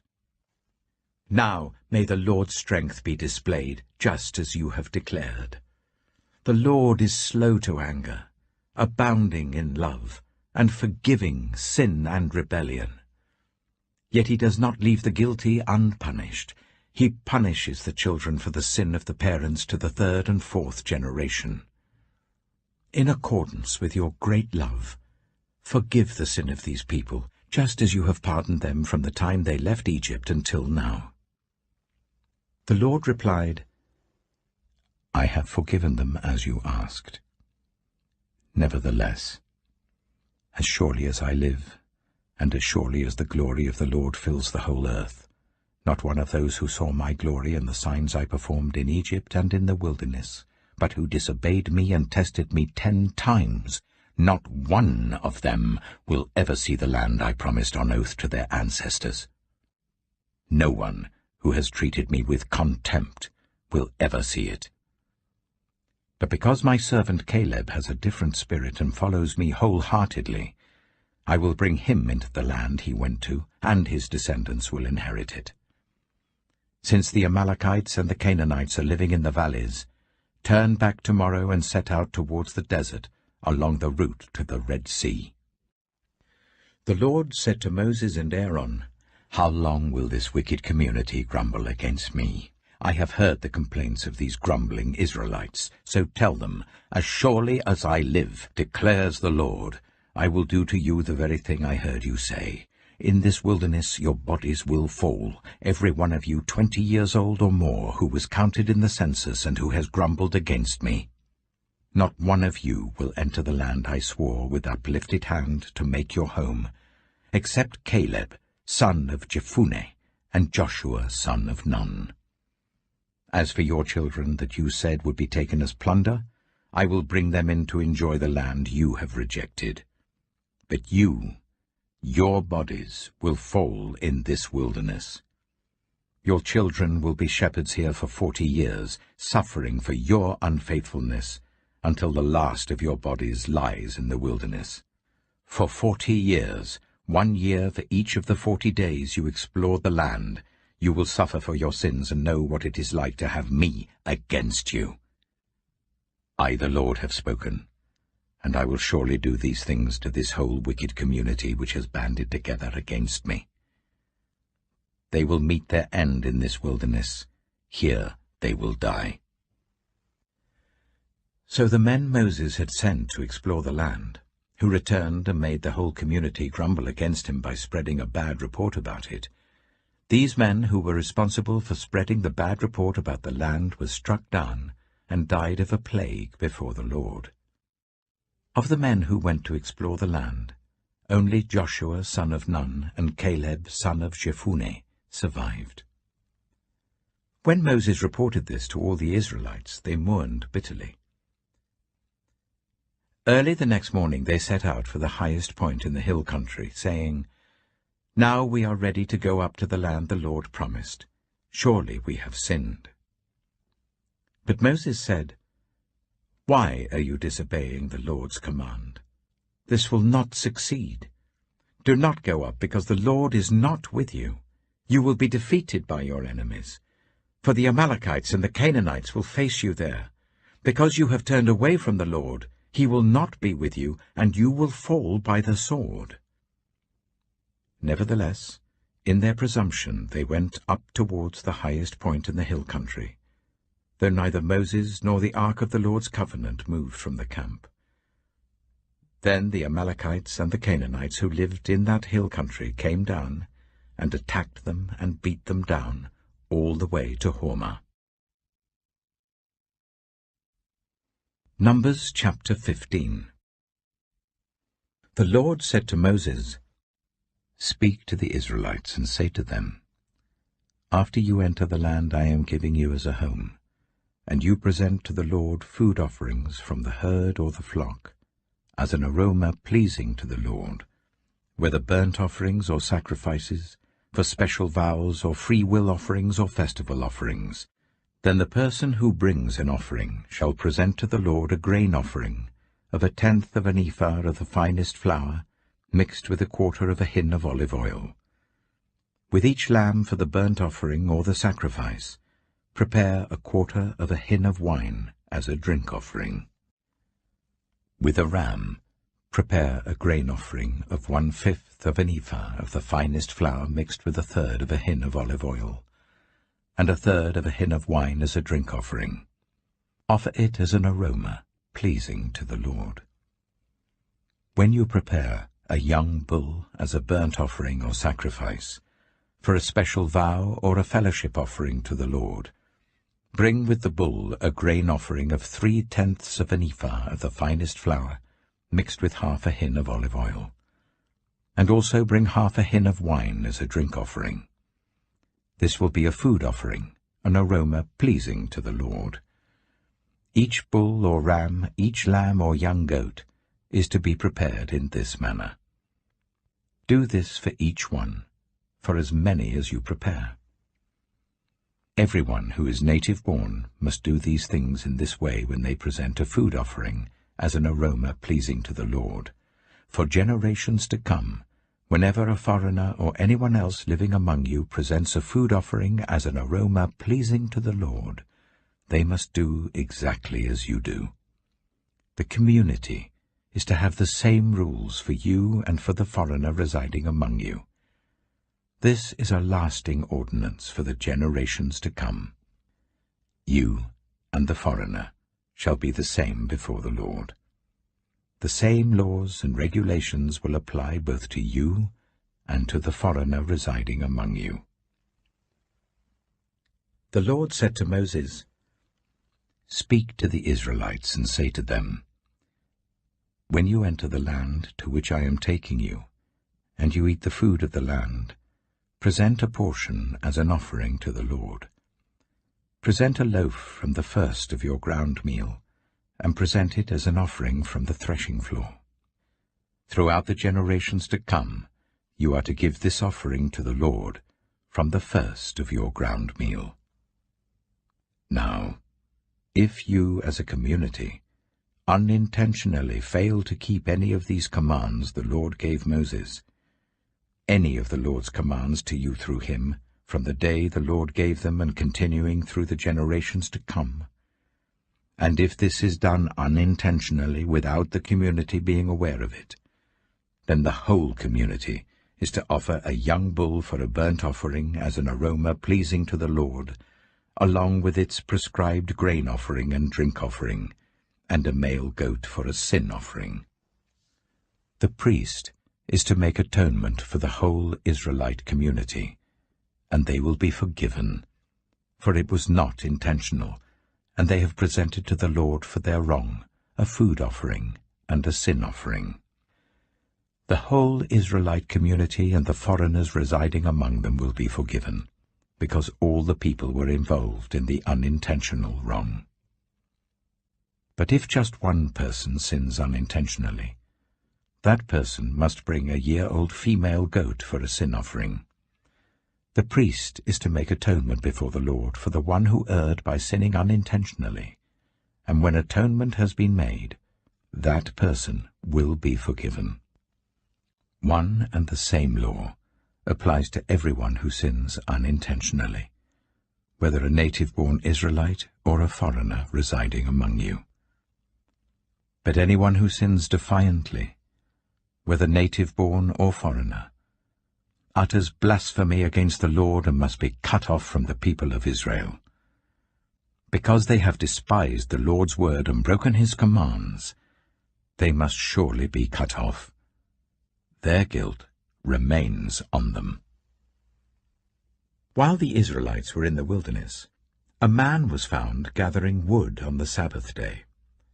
Those who found him gathering wood brought him to Moses and Aaron and the whole assembly, and they kept him in custody because it was not clear what should be done to him.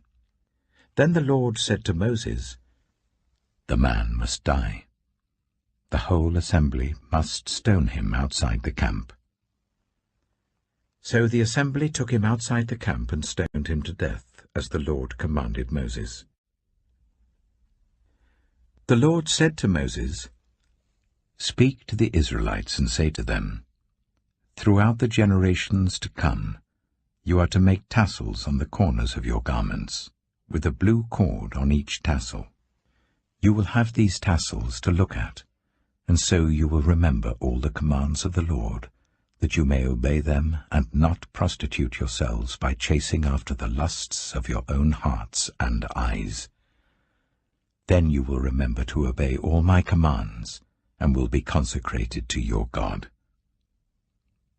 I am the Lord your God, who brought you out of Egypt to be your God. I am the Lord your God." Numbers chapter 16. Korah, son of Esau, the son of Kohath, the son of Levi, and certain Reubenites, Dathan and Abiram, sons of Eliab, and On, son of Peleth, became insolent and rose up against Moses. With them were 250 Israelite men, well-known community leaders, who had been appointed members of the council. They came as a group to oppose Moses and Aaron, and said to them, "You have gone too far. The whole community is holy, every one of them, and the Lord is with them. Why then do you set yourselves above the Lord's assembly?" When Moses heard this, he fell face down. Then he said to Korah and all his followers, "In the morning the Lord will show who belongs to him and who is holy, and he will make that person come near him. The man he chooses he will cause to come near him. You, Korah, and all your followers are to do this. Take censers, and tomorrow put burning coals and incense in them before the Lord. The man the Lord chooses will be the one who is holy. You Levites have gone too far." Moses also said to Korah, "Now listen, you Levites. Isn't it enough for you that the God of Israel has separated you from the rest of the Israelite community, and brought you near himself to do the work at the Lord's tabernacle, and to stand before the community and minister to them? He has brought you and all your fellow Levites near himself, but now you are trying to get the priesthood too. It is against the Lord that you and all your followers have banded together. Who is Aaron, that you should grumble against him?" Then Moses summoned Dathan and Abiram, the sons of Eliab. But they said, "We will not come. Isn't it enough that you have brought us up out of a land flowing with milk and honey to kill us in the wilderness? And now you also want to lord it over us? Moreover, you haven't brought us into a land flowing with milk and honey, or given us an inheritance of fields and vineyards. Do you want to treat these men like slaves? No, we will not come." Then Moses became very angry and said to the Lord, "Do not accept their offering. I have not taken so much as a donkey from them, nor have I wronged any of them." Moses said to Korah, "You and your followers are to appear before the Lord tomorrow, you and they and Aaron. Each man is to take his censer and put incense in it, 250 censers in all, and present it before the Lord. You and Aaron are to present your censers also." So each of them took his censer, put burning coals and incense in it, and stood with Moses and Aaron at the entrance to the tent of meeting. When Korah had gathered all his followers in opposition to them at the entrance to the tent of meeting, the glory of the Lord appeared to the entire assembly. The Lord said to Moses and Aaron, "Separate yourselves from this assembly, so that I can put an end to them at once." But Moses and Aaron fell face down and cried out, "O God, the God who gives breath to all living things, will you be angry with the entire assembly when only one man sins?" Then the Lord said to Moses, "Say to the assembly, move away from the tents of Korah, Dathan, and Abiram." Moses got up and went to Dathan and Abiram, and the elders of Israel followed him. He warned the assembly, "Move back from the tents of these wicked men.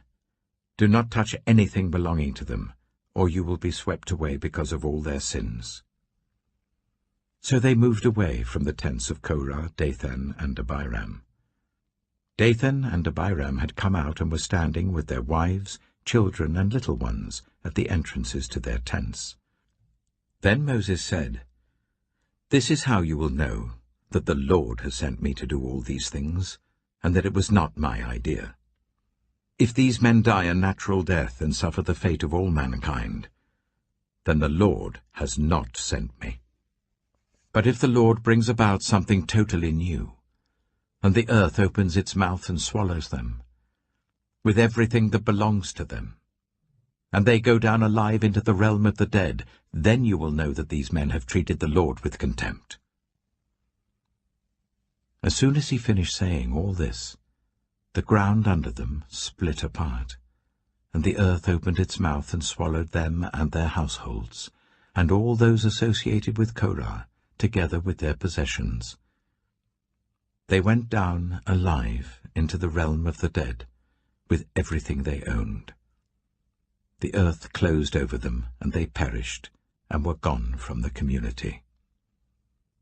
At their cries, all the Israelites around them fled, shouting, "The earth is going to swallow us too." And fire came out from the Lord, and consumed the 250 men who were offering the incense.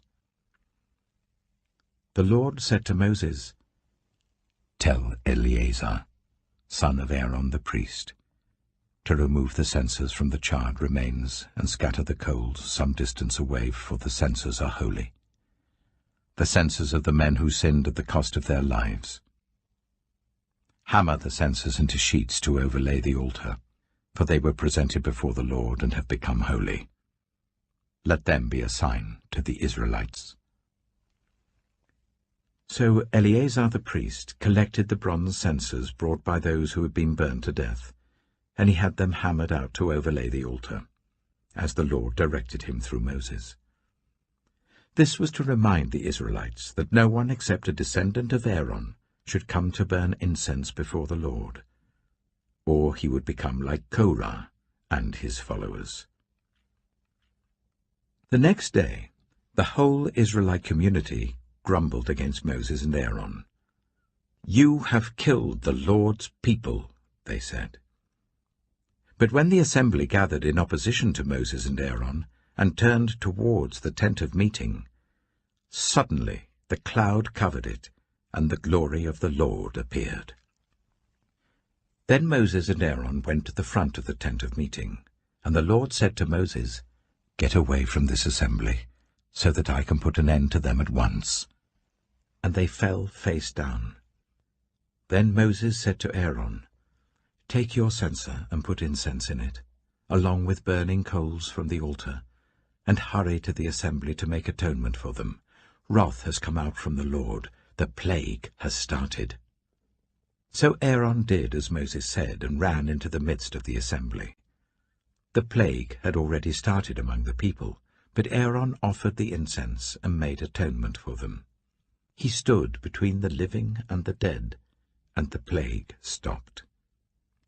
But 14,700 people died from the plague, in addition to those who had died because of Korah.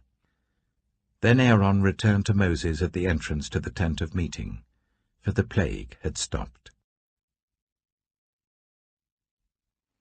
Numbers chapter 17. The Lord said to Moses, "Speak to the Israelites, and get 12 staffs from them, one from the leader of each of their ancestral tribes. Write the name of each man on his staff. On the staff of Levi, write Aaron's name, for there must be one staff for the head of each ancestral tribe. Place them in the tent of meeting in front of the ark of the covenant law, where I meet with you. The staff belonging to the man I choose will sprout, and I will rid myself of this constant grumbling against you by the Israelites." So Moses spoke to the Israelites, and their leaders gave him 12 staffs, one for the leader of each of their ancestral tribes, and Aaron's staff was among them. Moses placed the staffs before the Lord in the tent of the covenant law. The next day Moses entered the tent and saw that Aaron's staff, which represented the tribe of Levi, had not only sprouted, but had budded, blossomed, and produced almonds. Then Moses brought out all the staffs from the Lord's presence to all the Israelites. They looked at them, and each of the leaders took his own staff. The Lord said to Moses, "Put back Aaron's staff in front of the ark of the covenant law, to be kept as a sign to the rebellious. This will put an end to their grumbling against me, so that they will not die." Moses did just as the Lord commanded him. The Israelites said to Moses, "We shall die. We are lost. We are all lost. Anyone who even comes near the tabernacle of the Lord will die. Are we all going to die?" Numbers chapter 18. The Lord said to Aaron, "You, your sons, and your family are to bear the responsibility for offenses connected with the sanctuary, and you and your sons alone are to bear the responsibility for offenses connected with the priesthood. Bring your fellow Levites from your ancestral tribe to join you and assist you when you and your sons minister before the tent of the covenant law, They are to be held responsible to you, and are to perform all the duties of the tent. But they must not go near the furnishings of the sanctuary or the altar, otherwise both they and you will die. They are to join you and be responsible for the care of the tent of meeting, all the work at the tent, and no one else may come near where you are. You are to be responsible for the care of the sanctuary and the altar, so that my wrath will not fall on the Israelites again. I myself have selected your fellow Levites from among the Israelites as a gift to you, dedicated to the Lord to do the work at the tent of meeting. But only you and your sons may serve as priests in connection with everything at the altar and inside the curtain. I am giving you the service of the priesthood as a gift. Anyone else who comes near the sanctuary is to be put to death." Then the Lord said to Aaron, "I myself have put you in charge of the offerings presented to me. All the holy offerings the Israelites give me, I give to you and your sons as your portion, your perpetual share. You are to have the part of the most holy offerings that is kept from the fire. From all the gifts they bring me as most holy offerings, whether grain or sin or guilt offerings, that part belongs to you and your sons. Eat it as something most holy. Every male shall eat it. You must regard it as holy. This also is yours. Whatever is set aside from the gifts of all the wave offerings of the Israelites, I give this to you and your sons and daughters as your perpetual share. Everyone in your household who is ceremonially clean may eat it. I give you all the finest olive oil and all the finest new wine and grain they give to the Lord as the firstfruits of their harvest. All the land's firstfruits that they bring to the Lord will be yours. Everyone in your household who is ceremonially clean may eat it. Everything in Israel that is devoted to the Lord is yours. The first offspring of every womb, both human and animal, that is offered to the Lord is yours. But you must redeem every firstborn son and every firstborn male of unclean animals. When they are a month old, you must redeem them at the redemption price set at 5 shekels of silver, according to the sanctuary shekel, which weighs 20 gerahs. But you must not redeem the firstborn of an ox, a sheep, or a goat. They are holy. Splash their blood against the altar, and burn their fat as a food offering, an aroma pleasing to the Lord. Their meat is to be yours, just as the breast of the wave offering and the right thigh are yours. Whatever is set aside from the holy offerings the Israelites present to the Lord, I give to you and your sons and daughters as your perpetual share. It is an everlasting covenant of salt before the Lord, for both you and your offspring." The Lord said to Aaron, "You will have no inheritance in their land, nor will you have any share among them. I am your share and your inheritance among the Israelites. I give to the Levites all the tithes in Israel as their inheritance in return for the work they do while serving at the tent of meeting. From now on, the Israelites must not go near the tent of meeting, or they will bear the consequences of their sin and will die. It is the Levites who are to do the work at the tent of meeting and bear the responsibility for any offenses they commit against it. This is a lasting ordinance for the generations to come. They will receive no inheritance among the Israelites.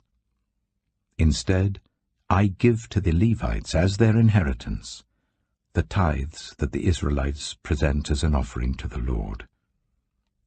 That is why I said concerning them, they will have no inheritance among the Israelites." The Lord said to Moses, "Speak to the Levites and say to them, when you receive from the Israelites the tithe I give you as your inheritance, You must present 1/10 of that tithe as the Lord's offering. Your offering will be reckoned to you as grain from the threshing floor, or juice from the winepress. In this way you also will present an offering to the Lord from all the tithes you receive from the Israelites. From these tithes you must give the Lord's portion to Aaron the priest. You must present as the Lord's portion the best and holiest part of everything given to you. Say to the Levites, when you present the best part, it will be reckoned to you as the product of the threshing floor or the winepress. You and your households may eat the rest of it anywhere, for it is your wages for your work at the tent of meeting. By presenting the best part of it, you will not be guilty in this matter. Then you will not defile the holy offerings of the Israelites, and you will not die. Numbers chapter 19. The Lord said to Moses and Aaron, "This is a requirement of the law that the Lord has commanded. Tell the Israelites to bring you a red heifer without defect or blemish, and that has never been under a yoke. Give it to Eleazar the priest. It is to be taken outside the camp and slaughtered in his presence. Then Eleazar the priest is to take some of its blood on his finger and sprinkle it 7 times towards the front of the tent of meeting.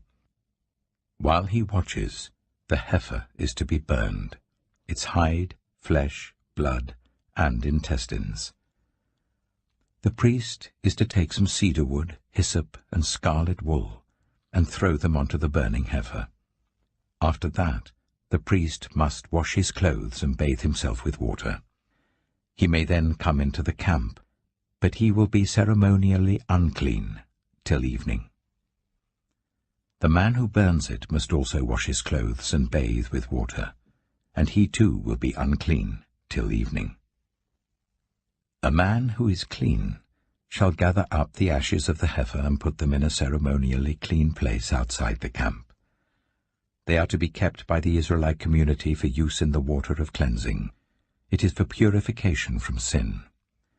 The man who gathers up the ashes of the heifer must also wash his clothes, and he too will be unclean till evening. This will be a lasting ordinance both for the Israelites and for the foreigners residing among them. Whoever touches a human corpse will be unclean for 7 days. They must purify themselves with the water on the 3rd day and on the 7th day. Then they will be clean. But if they do not purify themselves on the 3rd and 7th day, they will not be clean.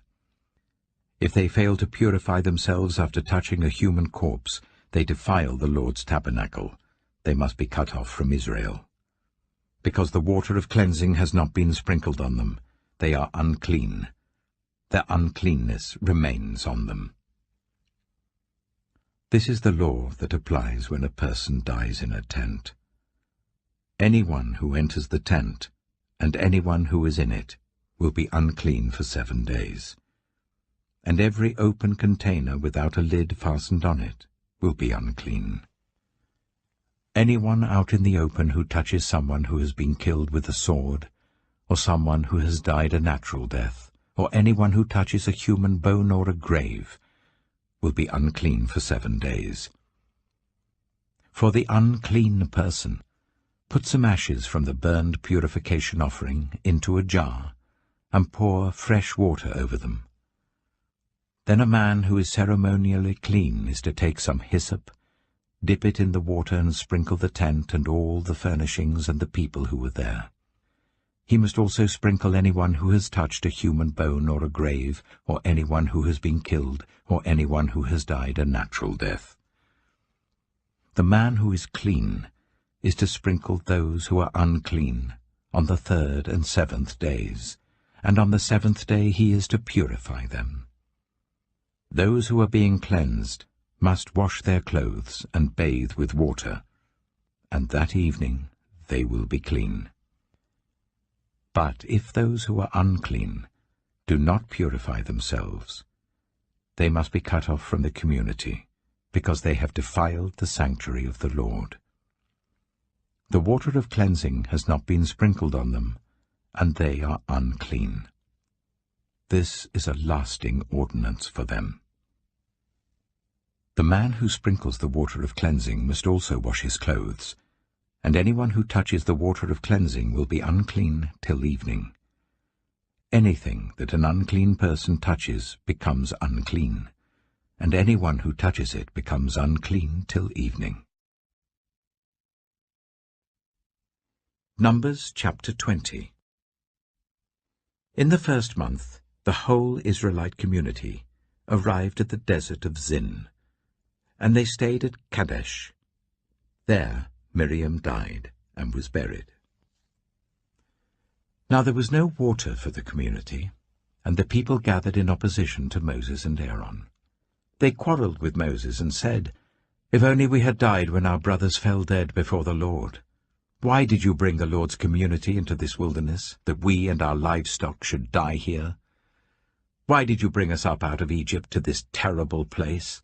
It has no corn or figs, grapevines or pomegranates, and there is no water to drink." Moses and Aaron went from the assembly to the entrance to the tent of meeting and fell face down, and the glory of the Lord appeared to them. The Lord said to Moses, "Take the staff, and you and your brother Aaron gather the assembly together. Speak to that rock before their eyes, and it will pour out its water. You will bring water out of the rock for the community, so that they and their livestock can drink." So Moses took the staff from the Lord's presence, just as he commanded him. He and Aaron gathered the assembly together in front of the rock, and Moses said to them, "Listen, you rebels, must we bring you water out of this rock?" Then Moses raised his arm and struck the rock twice with his staff. Water gushed out, and the community and their livestock drank. But the Lord said to Moses and Aaron, "Because you did not trust in me enough to honor me as holy in the sight of the Israelites, you will not bring this community into the land I give them." These were the waters of Meribah, where the Israelites quarreled with the Lord, and where he was proved holy among them. Moses sent messengers from Kadesh to the king of Edom, saying, "This is what your brother Israel says. You know about all the hardships that have come on us. Our ancestors went down into Egypt, and we lived there many years. The Egyptians ill-treated us and our ancestors, but when we cried out to the Lord, he heard our cry, and sent an angel and brought us out of Egypt. Now we are here at Kadesh, a town on the edge of your territory. Please let us pass through your country. We will not go through any field or vineyard or drink water from any well. We will travel along the king's highway and not turn to the right or to the left until we have passed through your territory." But Edom answered, "You may not pass through here. If you try, we will march out and attack you with the sword." The Israelites replied, "We will go along the main road, and if we or our livestock drink any of your water, we will pay for it. We only want to pass through on foot, nothing else." Again they answered, "You may not pass through." Then Edom came out against them with a large and powerful army. Since Edom refused to let them go through their territory, Israel turned away from them. The whole Israelite community set out from Kadesh and came to Mount Hor. At Mount Hor, near the border of Edom, the Lord said to Moses and Aaron, "Aaron will be gathered to his people. He will not enter the land I give the Israelites, because both of you rebelled against my command at the waters of Meribah. Call Aaron and his son Eleazar, and take them up Mount Hor. Remove Aaron's garments and put them on his son Eleazar, for Aaron will be gathered to his people. He will die there." Moses did as the Lord commanded. They went up Mount Hor in the sight of the whole community. Moses removed Aaron's garments and put them on his son Eleazar, and Aaron died there on top of the mountain.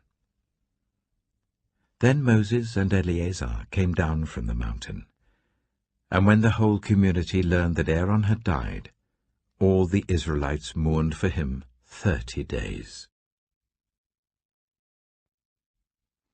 Numbers chapter 21. When the Canaanite king of Arad, who lived in the Negev, heard that Israel was coming along the road to Atharim, he attacked the Israelites and captured some of them. Then Israel made this vow to the Lord: "If you will deliver these people into our hands, we will totally destroy their cities." The Lord listened to Israel's plea and gave the Canaanites over to them. They completely destroyed them and their towns, so the place was named Hormah. They travelled from Mount Hor along the route to the Red Sea to go round Edom. But the people grew impatient on the way. They spoke against God and against Moses, and said, "Why have you brought us up out of Egypt to die in the wilderness? There is no bread, there is no water, and we detest this miserable food." Then the Lord sent venomous snakes among them. They bit the people, and many Israelites died. The people came to Moses and said, "We sinned when we spoke against the Lord and against you. Pray that the Lord will take the snakes away from us." So Moses prayed for the people. The Lord said to Moses, "Make a snake and put it up on a pole. Anyone who is bitten can look at it and live." So Moses made a bronze snake and put it up on a pole.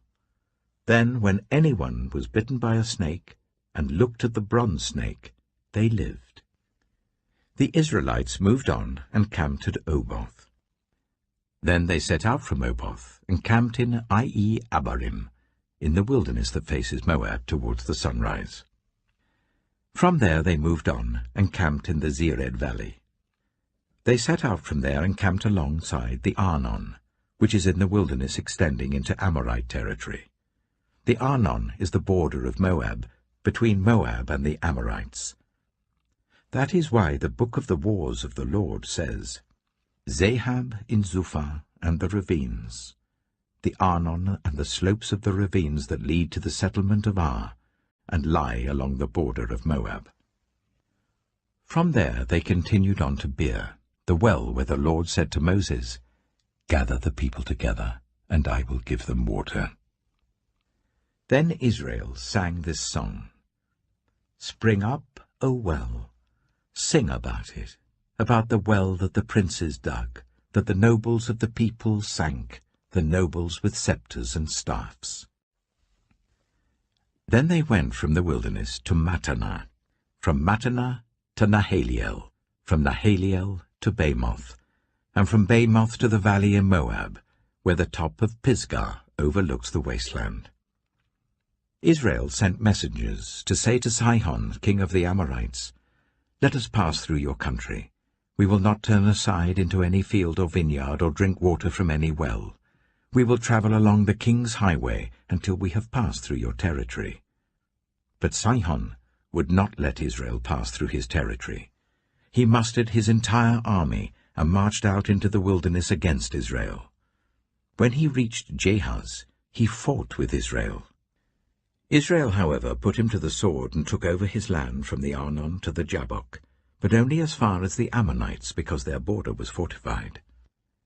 Israel captured all the cities of the Amorites and occupied them, including Heshbon and all its surrounding settlements. Heshbon was the city of Sihon, king of the Amorites, who had fought against the former king of Moab, and had taken from him all his land as far as the Arnon. That is why the poets say, "Come to Heshbon and let it be rebuilt. Let Sihon's city be restored." Fire went out from Heshbon, a blaze from the city of Sihon. It consumed Ar of Moab, the citizens of Arnon's heights. Woe to you, Moab! You are destroyed, people of Chemosh. He has given up his sons as fugitives and his daughters as captives to Sihon, king of the Amorites. But we have overthrown them. Heshbon's dominion has been destroyed all the way to Dibon, and we have demolished them as far as Nophah, which extends to Medeba. So Israel settled in the land of the Amorites. After Moses had sent spies to Jazer, the Israelites captured its surrounding settlements and drove out the Amorites who were there. Then they turned and went up along the road towards Bashan, and Og, king of Bashan, and his whole army marched out to meet them in battle at Edrei. The Lord said to Moses, "Do not be afraid of him, for I have delivered him into your hands, along with his whole army and his land. Do to him what you did to Sihon, king of the Amorites, who reigned in Heshbon." So they struck him down, together with his sons and his whole army, leaving them no survivors, and they took possession of his land. Numbers chapter 22. Then the Israelites travelled to the plains of Moab and camped along the Jordan opposite Jericho. Now Balak, son of Zippor, saw all that Israel had done to the Amorites, and Moab was terrified because there were so many people. Indeed, Moab was filled with dread because of the Israelites. The Moabites said to the elders of Midian, "This horde is going to lick up everything around us, as an ox licks up the grass of the field." So Balak, son of Zippor, who was king of Moab at that time, sent messengers to summon Balaam, son of Beor, who was at Pethor, near the river Euphrates, in his native land. Balak said, "A people has come out of Egypt. They cover the face of the land and have settled next to me. Now come and put a curse on these people, because they are too powerful for me. Perhaps then I will be able to defeat them and drive them out of the land. For I know that whoever you bless is blessed, and whoever you curse is cursed." The elders of Moab and Midian left, taking with them the fee for divination. When they came to Balaam, they told him what Balak had said. "Spend the night here," Balaam said to them, "and I will report back to you with the answer the Lord gives me." So the Moabite officials stayed with him. God came to Balaam and asked, "Who are these men with you?" Balaam said to God, "Balak, son of Zippor, king of Moab, sent me this message. A people that has come out of Egypt covers the face of the land. Now come and put a curse on them for me. Perhaps then I will be able to fight them and drive them away." But God said to Balaam, "Do not go with them. You must not put a curse on those people, because they are blessed." The next morning Balaam got up and said to Balak's officials, "Go back to your own country, for the Lord has refused to let me go with you." So the Moabite officials returned to Balak and said, "Balaam refused to come with us." Then Balak sent other officials more numerous and more distinguished than the first. They came to Balaam and said, "This is what Balak son of Zippor says. Do not let anything keep you from coming to me, because I will reward you handsomely and do whatever you say. Come and put a curse on these people for me."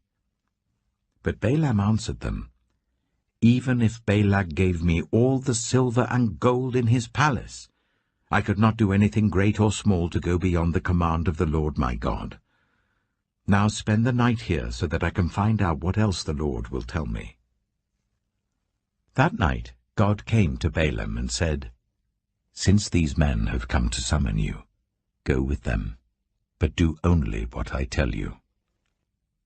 Balaam got up in the morning, saddled his donkey, and went with the Moabite officials. But God was very angry when he went, and the angel of the Lord stood in the road to oppose him. Balaam was riding on his donkey, and his 2 servants were with him. When the donkey saw the angel of the Lord standing in the road with a drawn sword in his hand, it turned off the road into a field. Balaam beat it to get it back on the road. Then the angel of the Lord stood in a narrow path through the vineyards with walls on both sides. When the donkey saw the angel of the Lord, it pressed close to the wall, crushing Balaam's foot against it. So he beat the donkey again. Then the angel of the Lord moved on ahead and stood in a narrow place where there was no room to turn, either to the right or to the left. When the donkey saw the angel of the Lord, it lay down under Balaam, and he was angry and beat it with his staff. Then the Lord opened the donkey's mouth, and it said to Balaam, "What have I done to you to make you beat me these 3 times?" Balaam answered the donkey, "You have made a fool of me. If only I had a sword in my hand, I would kill you here and now." The donkey said to Balaam, "Am I not your own donkey, which you have always ridden to this day? Have I been in the habit of doing this to you?" "No," he said. Then the Lord opened Balaam's eyes, and he saw the angel of the Lord standing in the road with his sword drawn. So he bowed low and fell face down. The angel of the Lord asked him, "Why have you beaten your donkey these 3 times? I have come here to oppose you because your path is a reckless one before me. The donkey saw me and turned away from me these 3 times. If it had not turned away, I would certainly have killed you by now, but I would have spared it." Balaam said to the angel of the Lord, "I have sinned. I did not realize you were standing in the road to oppose me. Now, if you are displeased, I will go back." The angel of the Lord said to Balaam, "Go with the men, but speak only what I tell you." So Balaam went with Balak's officials.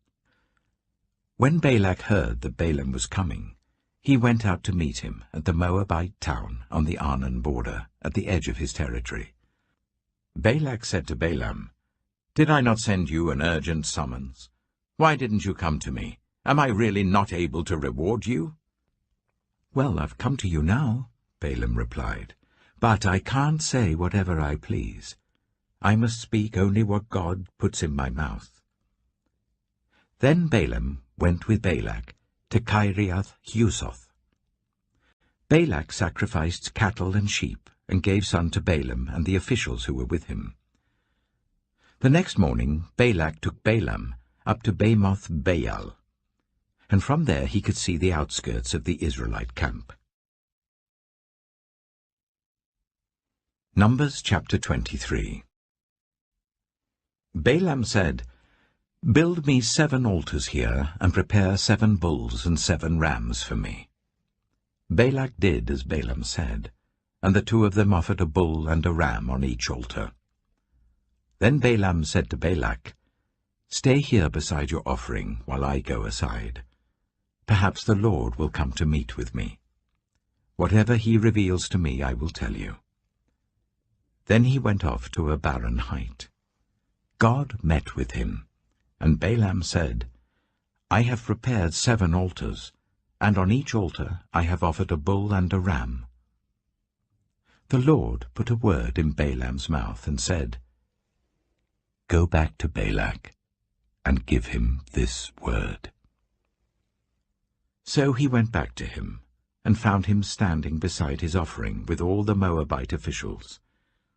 Then Balaam spoke his message. "Balak brought me from Aram, the king of Moab from the eastern mountains. Come," he said, "curse Jacob for me. Come, denounce Israel." How can I curse those whom God has not cursed? How can I denounce those whom the Lord has not denounced? From the rocky peaks I see them, from the heights I view them. I see people who live apart and do not consider themselves one of the nations. Who can count the dust of Jacob, or number even 1/4 of Israel? Let me die the death of the righteous, and may my final end be like theirs. Balak said to Balaam, "What have you done to me? I brought you to curse my enemies, but you have done nothing but bless them." He answered, "Must I not speak what the Lord puts in my mouth?" Then Balak said to him, "Come with me to another place where you can see them. You will not see them all, but only the outskirts of their camp, and from there curse them for me." So he took him to the field of Zophim on the top of Pisgah, and there he built 7 altars and offered a bull and a ram on each altar. Balaam said to Balak, "Stay here beside your offering, while I meet with him over there." The Lord met with Balaam and put a word in his mouth and said, "Go back to Balak and give him this word." So he went to him and found him standing beside his offering with the Moabite officials. Balak asked him, "What did the Lord say?" Then he spoke his message. "Arise, Balak, and listen. Hear me, son of Zippor. God is not human, that he should lie, not a human being, that he should change his mind. Does he speak and then not act? Does he promise and not fulfill? I have received a command to bless. He has blessed, and I cannot change it. No misfortune is seen in Jacob, no misery observed in Israel. The Lord their God is with them. The shout of the king is among them.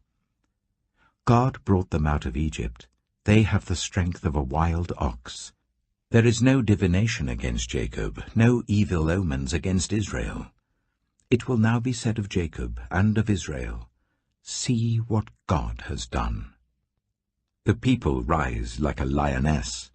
They rouse themselves like a lion that does not rest till it devours its prey and drinks the blood of its victims."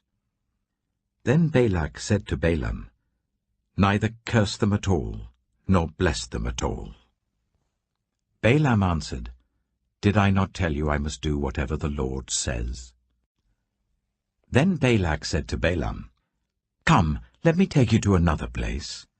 Perhaps it will please God to let you curse them for me from there." And Balak took Balaam to the top of Peor, overlooking the wasteland. Balaam said, "Build me 7 altars here, and prepare 7 bulls and 7 rams for me." Balak did as Balaam had said, and offered a bull and a ram on each altar. Numbers chapter 24. Now when Balaam saw that it pleased the Lord to bless Israel, he did not resort to divination as at other times, but turned his face toward the wilderness.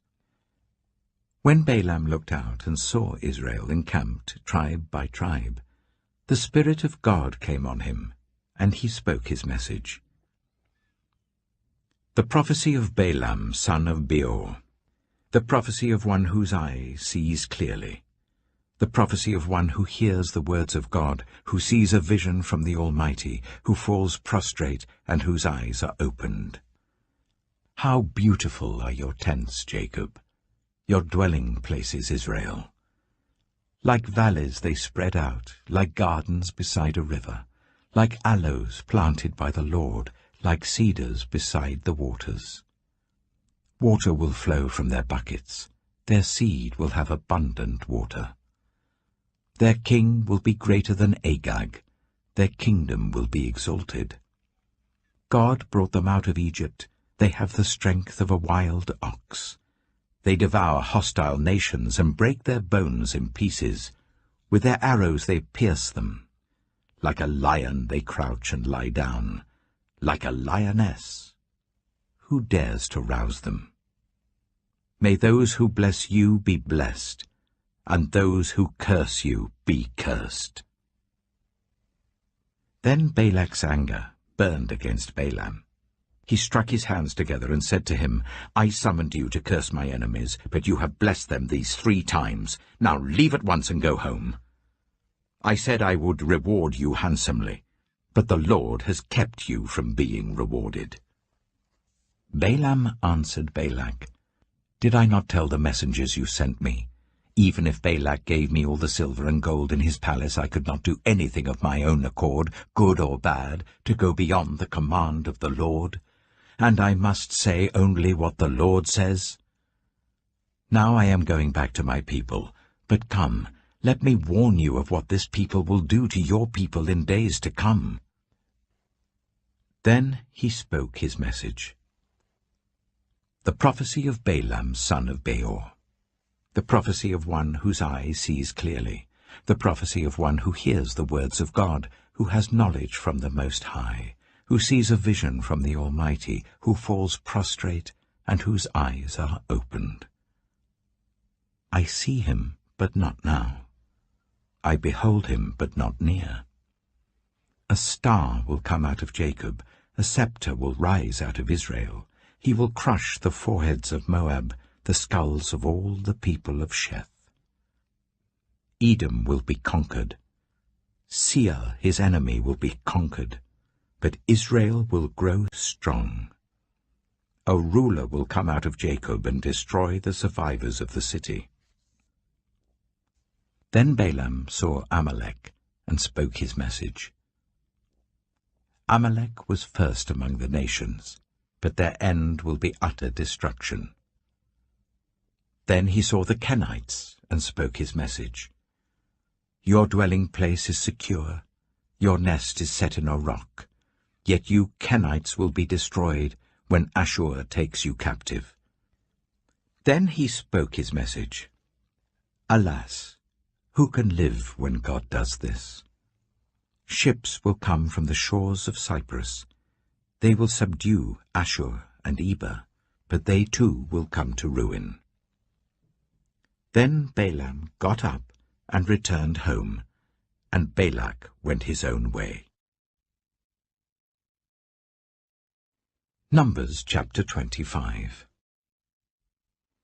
While Israel was staying in Shittim, the men began to indulge in sexual immorality with Moabite women, who invited them to the sacrifices to their gods.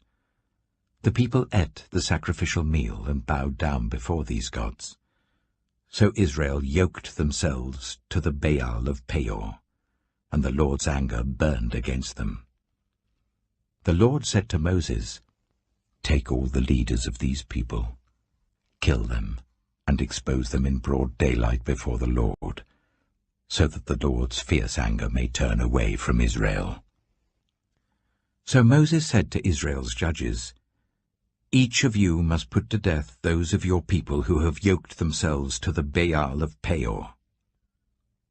Then an Israelite man brought into the camp a Midianite woman right before the eyes of Moses and the whole assembly of Israel, while they were weeping at the entrance to the tent of meeting. When Phinehas, son of Eleazar, the son of Aaron the priest, saw this, he left the assembly, took a spear in his hand, and followed the Israelite into the tent. He drove the spear into both of them, right through the Israelite man and into the woman's stomach. Then the plague against the Israelites was stopped. But those who died in the plague numbered 24,000.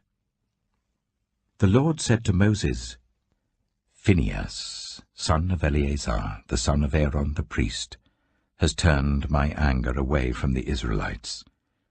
Since he was as zealous for my honor among them as I am, I did not put an end to them in my zeal. Therefore tell him, I am making my covenant of peace with him. He and his descendants will have a covenant of a lasting priesthood, because he was zealous for the honor of his God, and made atonement for the Israelites." The name of the Israelite who was killed with the Midianite woman was Zimri, son of Salu, the leader of a Simeonite family. And the name of the Midianite woman who was put to death was Cozbi, daughter of Zur, a tribal chief of a Midianite family.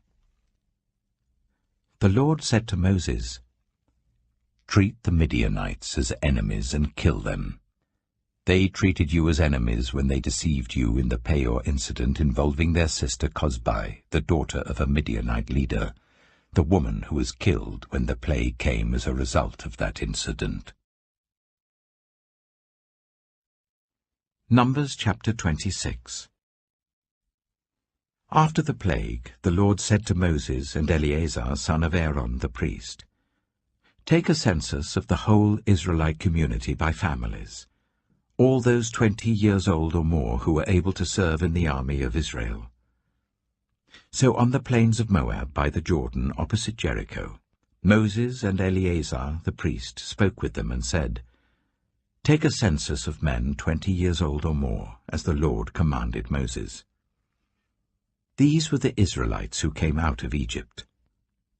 The descendants of Reuben, the firstborn son of Israel, were, through Hanok, the Hanokite clan; through Palu, the Paluite clan; through Hezron, the Hezronite clan; through Carmi, the Carmite clan. These were the clans of Reuben. Those numbered were 43,730. The son of Palu was Eliab. The sons of Eliab were Nemuel, Dathan, and Abiram. The same Dathan and Abiram were the community officials who rebelled against Moses and Aaron, and were among Korah's followers when they rebelled against the Lord. The earth opened its mouth and swallowed them along with Korah, whose followers died when the fire devoured the 250 men, and they served as a warning sign. The line of Korah, however, did not die out. The descendants of Simeon by their clans were, through Nemuel, the Nemuelite clan; through Jamin, the Jaminite clan; through Jachin, the Jachinite clan; through Zerah, the Zerahite clan; through Sheul, the Sheulite clan. These were the clans of Simeon. Those numbered were 22,200.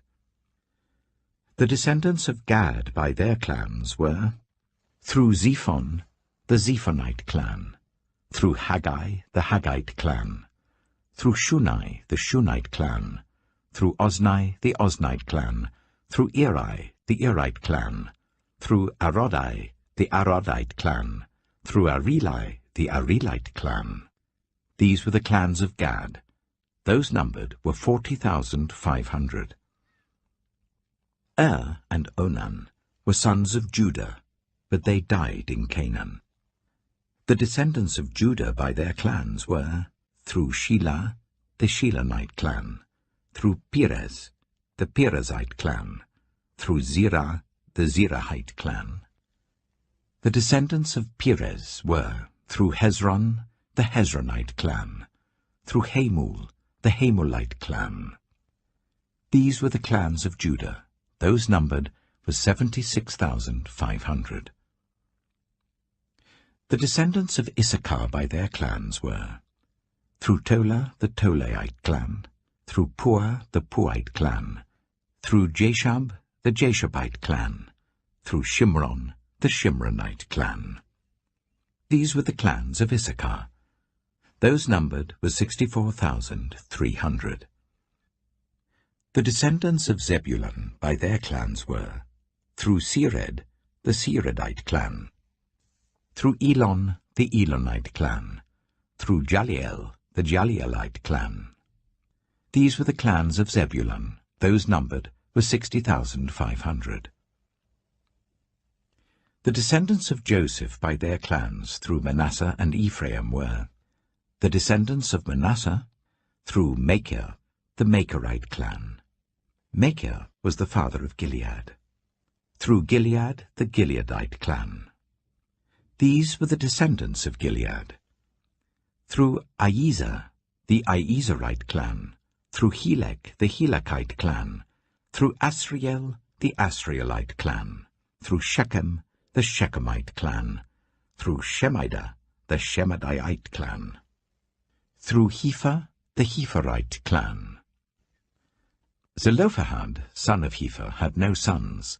He had only daughters, whose names were Mahlah, Noah, Hoglah, Milcah, and Tirzah. These were the clans of Manasseh. Those numbered were 52,700.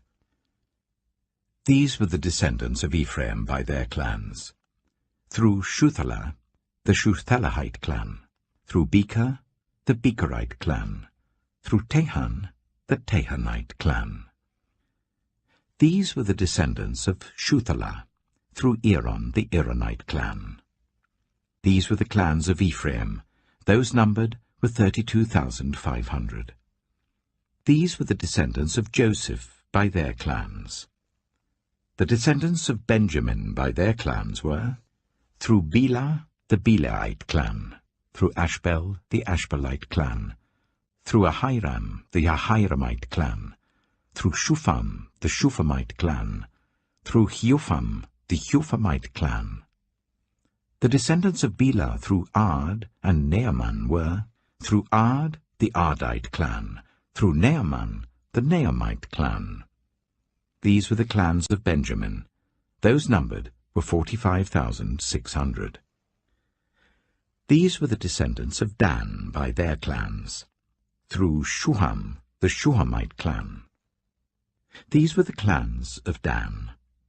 All of them were Shuhamite clans, and those numbered were 64,400. The descendants of Asher by their clans were, through Imnah, the Imnite clan, through Ishvi, the Ishvite clan, through Beriah, the Beriahite clan, and through the descendants of Beriah, through Heber, the Heberite clan, through Malkiel, the Malkielite clan. Asher had a daughter named Sirah. These were the clans of Asher. Those numbered were 53,400. The descendants of Naphtali by their clans were, through Jaziel, the Jazielite clan, through Gunai, the Gunite clan, through Jezer, the Jezerite clan, through Shillem, the Shillemite clan. These were the clans of Naphtali. Those numbered were 45,400. The total number of the men of Israel was 601,730.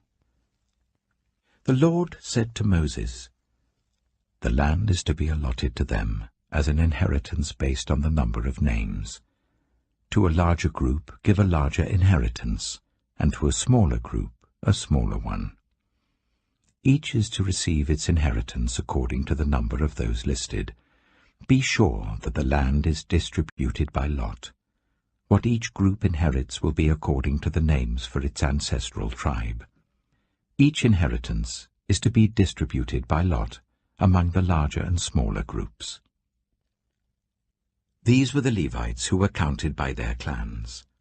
Through Gershon, the Gershonite clan. Through Kohath, the Kohathite clan. Through Merari, the Merarite clan. These also were Levite clans, the Libnite clan, the Hebronite clan, the Marlite clan, the Mushite clan, the Korahite clan. Kohath was the forefather of Amram. The name of Amram's wife was Jochebed, a descendant of Levi who was born to the Levites in Egypt. To Amram she bore Aaron, Moses, and their sister Miriam. Aaron was the father of Nadab and Abihu, Eleazar and Ithamar. But Nadab and Abihu died when they made an offering before the Lord with unauthorized fire. All the male Levites a month old or more numbered 23,000. They were not counted along with the other Israelites because they received no inheritance among them. These are the ones counted by Moses and Eleazar the priest when they counted the Israelites on the plains of Moab by the Jordan opposite Jericho. Not one of them was among those counted by Moses and Aaron the priest when they counted the Israelites in the desert of Sinai. For the Lord had told those Israelites they would surely die in the wilderness, and not one of them was left except Caleb, son of Jephunneh, and Joshua, son of Nun. Numbers chapter 27. The daughters of Zelophehad, son of Hepher, the son of Gilead, the son of Machir, the son of Manasseh, belonged to the clans of Manasseh, son of Joseph. The names of the daughters were Mahlah, Noah, Hoglah, Milcah, and Tirzah. They came forward and stood before Moses, Eleazar the priest, the leaders and the whole assembly at the entrance to the tent of meeting, and said, "Our father died in the wilderness. He was not among Korah's followers who banded together against the Lord, but he died for his own sin and left no sons. Why should our father's name disappear from his clan, because he had no son? Give us property among our father's relatives." So Moses brought their case before the Lord. And the Lord said to him, "What Zelophehad's daughters are saying is right. You must certainly give them property as an inheritance among their father's relatives, and give their father's inheritance to them. Say to the Israelites, if a man dies and leaves no son, give his inheritance to his daughter. If he has no daughter, give his inheritance to his brothers. If he has no brothers, give his inheritance to his father's brothers. If his father had no brothers, give his inheritance to the nearest relative in his clan, that he may possess it. This is to have the force of law for the Israelites, as the Lord commanded Moses." Then the Lord said to Moses, "Go up this mountain in the Abarim range, and see the land I have given the Israelites. After you have seen it, you too will be gathered to your people as your brother Aaron was. For when the community rebelled at the waters in the desert of Zin, both of you disobeyed my command to honor me as holy before their eyes." These were the waters of Meribah Kadesh, in the desert of Zin. Moses said to the Lord, "May the Lord, the God who gives breath to all living things, appoint someone over this community to go out and come in before them, one who will lead them out and bring them in, so that the Lord's people will not be like sheep without a shepherd." So the Lord said to Moses, "Take Joshua, son of Nun, a man in whom is the spirit of leadership, and lay your hand on him. Make him stand before Eleazar the priest and the entire assembly, and commission him in their presence. Give him some of your authority, so that the whole Israelite community will obey him. He is to stand before Eleazar the priest, who will obtain decisions for him by inquiring of the Urim before the Lord. At his command, he and the entire community of the Israelites will go out, and at his command they will come in." Moses did as the Lord commanded him. He took Joshua and made him stand before Eleazar the priest and the whole assembly. Then he laid his hands on him and commissioned him, as the Lord instructed through Moses. Numbers chapter 28. The Lord said to Moses, "Give this command to the Israelites, and say to them, Make sure that you present to me at the appointed time my food offerings, as an aroma pleasing to me. Say to them, This is the food offering you are to present to the Lord.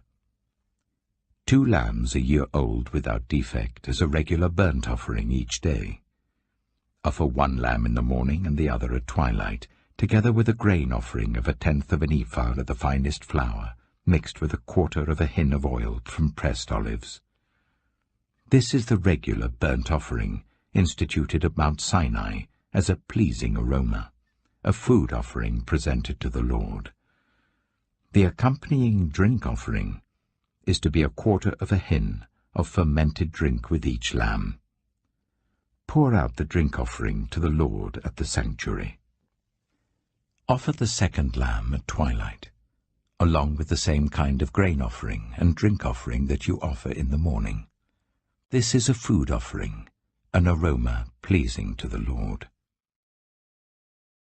On the Sabbath day, make an offering of 2 lambs a year old without defect, together with its drink offering, and a grain offering of 1/5 of an ephah of the finest flour mixed with olive oil. This is the burnt offering for every Sabbath, in addition to the regular burnt offering and its drink offering. On the 1st of every month, present to the Lord a burnt offering of 2 young bulls, 1 ram, and 7 male lambs a year old, all without defect. With each bull there is to be a grain offering of 3/10 of an ephah of the finest flour mixed with oil. With the ram, a grain offering of 1/5 of an ephah of the finest flour mixed with oil. And with each lamb, a grain offering of 1/10 of an ephah of the finest flour mixed with oil. This is for a burnt offering, a pleasing aroma, a food offering presented to the Lord. With each bull there is to be a drink offering of half a hin of wine. With a ram, a third of a hin, and with each lamb, a quarter of a hin. This is the monthly burnt offering to be made at each new moon during the year. Besides the regular burnt offering with its drink offering, one male goat is to be presented to the Lord as a sin offering. On the 14th day of the first month, the Lord's Passover is to be held. On the 15th day of this month, there is to be a festival. For 7 days eat bread made without yeast. On the first day hold a sacred assembly, and do not do any of your ordinary work. Present to the Lord a food offering consisting of a burnt offering of 2 young bulls, 1 ram, and 7 male lambs a year old, all without defect. With each bull offer a grain offering of 3/10 of an ephah of the finest flour mixed with oil. With the ram, 1/5, and with each of the 7 lambs, 1/10. Include 1 male goat as a sin offering to make atonement for you. Offer these in addition to the regular morning burnt offerings. In this way, present the food offering every day for 7 days as an aroma pleasing to the Lord. It is to be offered in addition to the regular burnt offering and its drink offering. On the 7th day, hold a sacred assembly, and do not do any ordinary work. On the day of first fruits, when you present to the Lord an offering of new grain during the festival of weeks, hold a sacred assembly, and do not do any of your ordinary work. Present a burnt offering of 2 young bulls, 1 ram, and 7 male lambs a year old as an aroma pleasing to the Lord. With each bull there is to be a grain offering of 3/10 of an ephah of the finest flour mixed with oil. With the ram, 1/5, and with each of the 7 lambs, 1/10. Include 1 male goat to make atonement for you. Offer these together with their drink offerings, in addition to the regular burnt offering and its grain offering. Be sure the animals are without defect. Numbers chapter 29. On the first day of the 7th month hold a sacred assembly, and do not do any of your ordinary work. It is a day for you to sound the trumpets. As an aroma pleasing to the Lord, offer a burnt offering of 1 young bull, 1 ram, and 7 male lambs a year old, all without defect. With the bull offer a grain offering of 3/10 of an ephah of the finest flour mixed with olive oil. With the ram, 1/5, and with each of the 7 lambs, 1/10. Include 1 male goat as a sin offering to make atonement for you. These are in addition to the monthly and daily burnt offerings with their grain offerings and drink offerings as specified. They are food offerings presented to the Lord, a pleasing aroma. On the 10th day of this 7th month, hold a sacred assembly. You must deny yourselves and do no work. Present as an aroma pleasing to the Lord a burnt offering of 1 young bull, 1 ram, and 7 male lambs a year old, all without defect. With the bull offer a grain offering of 3/10 of an ephah of the finest flour mixed with oil. With the ram, 1/5, and with each of the 7 lambs, 1/10. Include 1 male goat as a sin offering, in addition to the sin offering for atonement and the regular burnt offering with its grain offering and their drink offerings. On the 15th day of the 7th month, hold a sacred assembly, and do not do any ordinary work. Celebrate a festival to the Lord for 7 days. Present as an aroma pleasing to the Lord a food offering consisting of a burnt offering of 13 young bulls, 2 rams, and 14 male lambs a year old, all without defect. With each of the 13 bulls, offer a grain offering of 3/10 of an ephah of the finest flour mixed with oil. With each of the 2 rams, 1/5, and with each of the 14 lambs, 1/10. Include 1 male goat as a sin offering, in addition to the regular burnt offering with its grain offering and drink offering. On the 2nd day, offer 12 young bulls, 2 rams and 14 male lambs a year old, all without defect. With the bulls, rams, and lambs, offer their grain offerings and drink offerings according to the number specified. Include 1 male goat as a sin offering, in addition to the regular burnt offering with its grain offering and their drink offerings. On the 3rd day, offer 11 bulls, 2 rams, and 14 male lambs a year old, all without defect. With the bulls, rams, and lambs, offer their grain offerings and drink offerings according to the number specified. Include 1 male goat as a sin offering, in addition to the regular burnt offering with its grain offering and drink offering. On the 4th day, offer 10 bulls, 2 rams, and 14 male lambs a year old, all without defect. With the bulls, rams, and lambs, offer their grain offerings and drink offerings according to the number specified. Include 1 male goat as a sin offering, in addition to the regular burnt offering with its grain offering and drink offering. On the 5th day, offer 9 bulls, 2 rams, and 14 male lambs a year old, all without defect. With the bulls, rams, and lambs, offer their grain offerings and drink offerings according to the number specified. Include 1 male goat as a sin offering, in addition to the regular burnt offering with its grain offering and drink offering.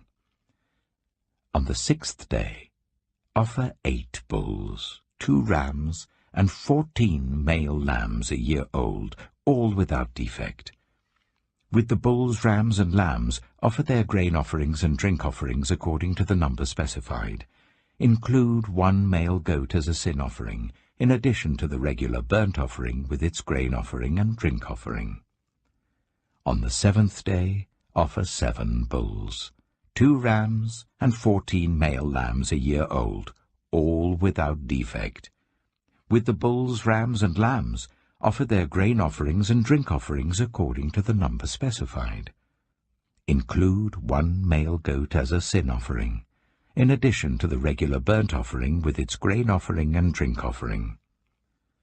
On the 8th day, hold a closing special assembly, and do not do any of your ordinary work. Present as an aroma pleasing to the Lord a food offering consisting of a burnt offering of 1 bull, 1 ram, and 7 male lambs a year old, all without defect. With the bull, the ram, and the lambs, offer their grain offerings and drink offerings according to the number specified.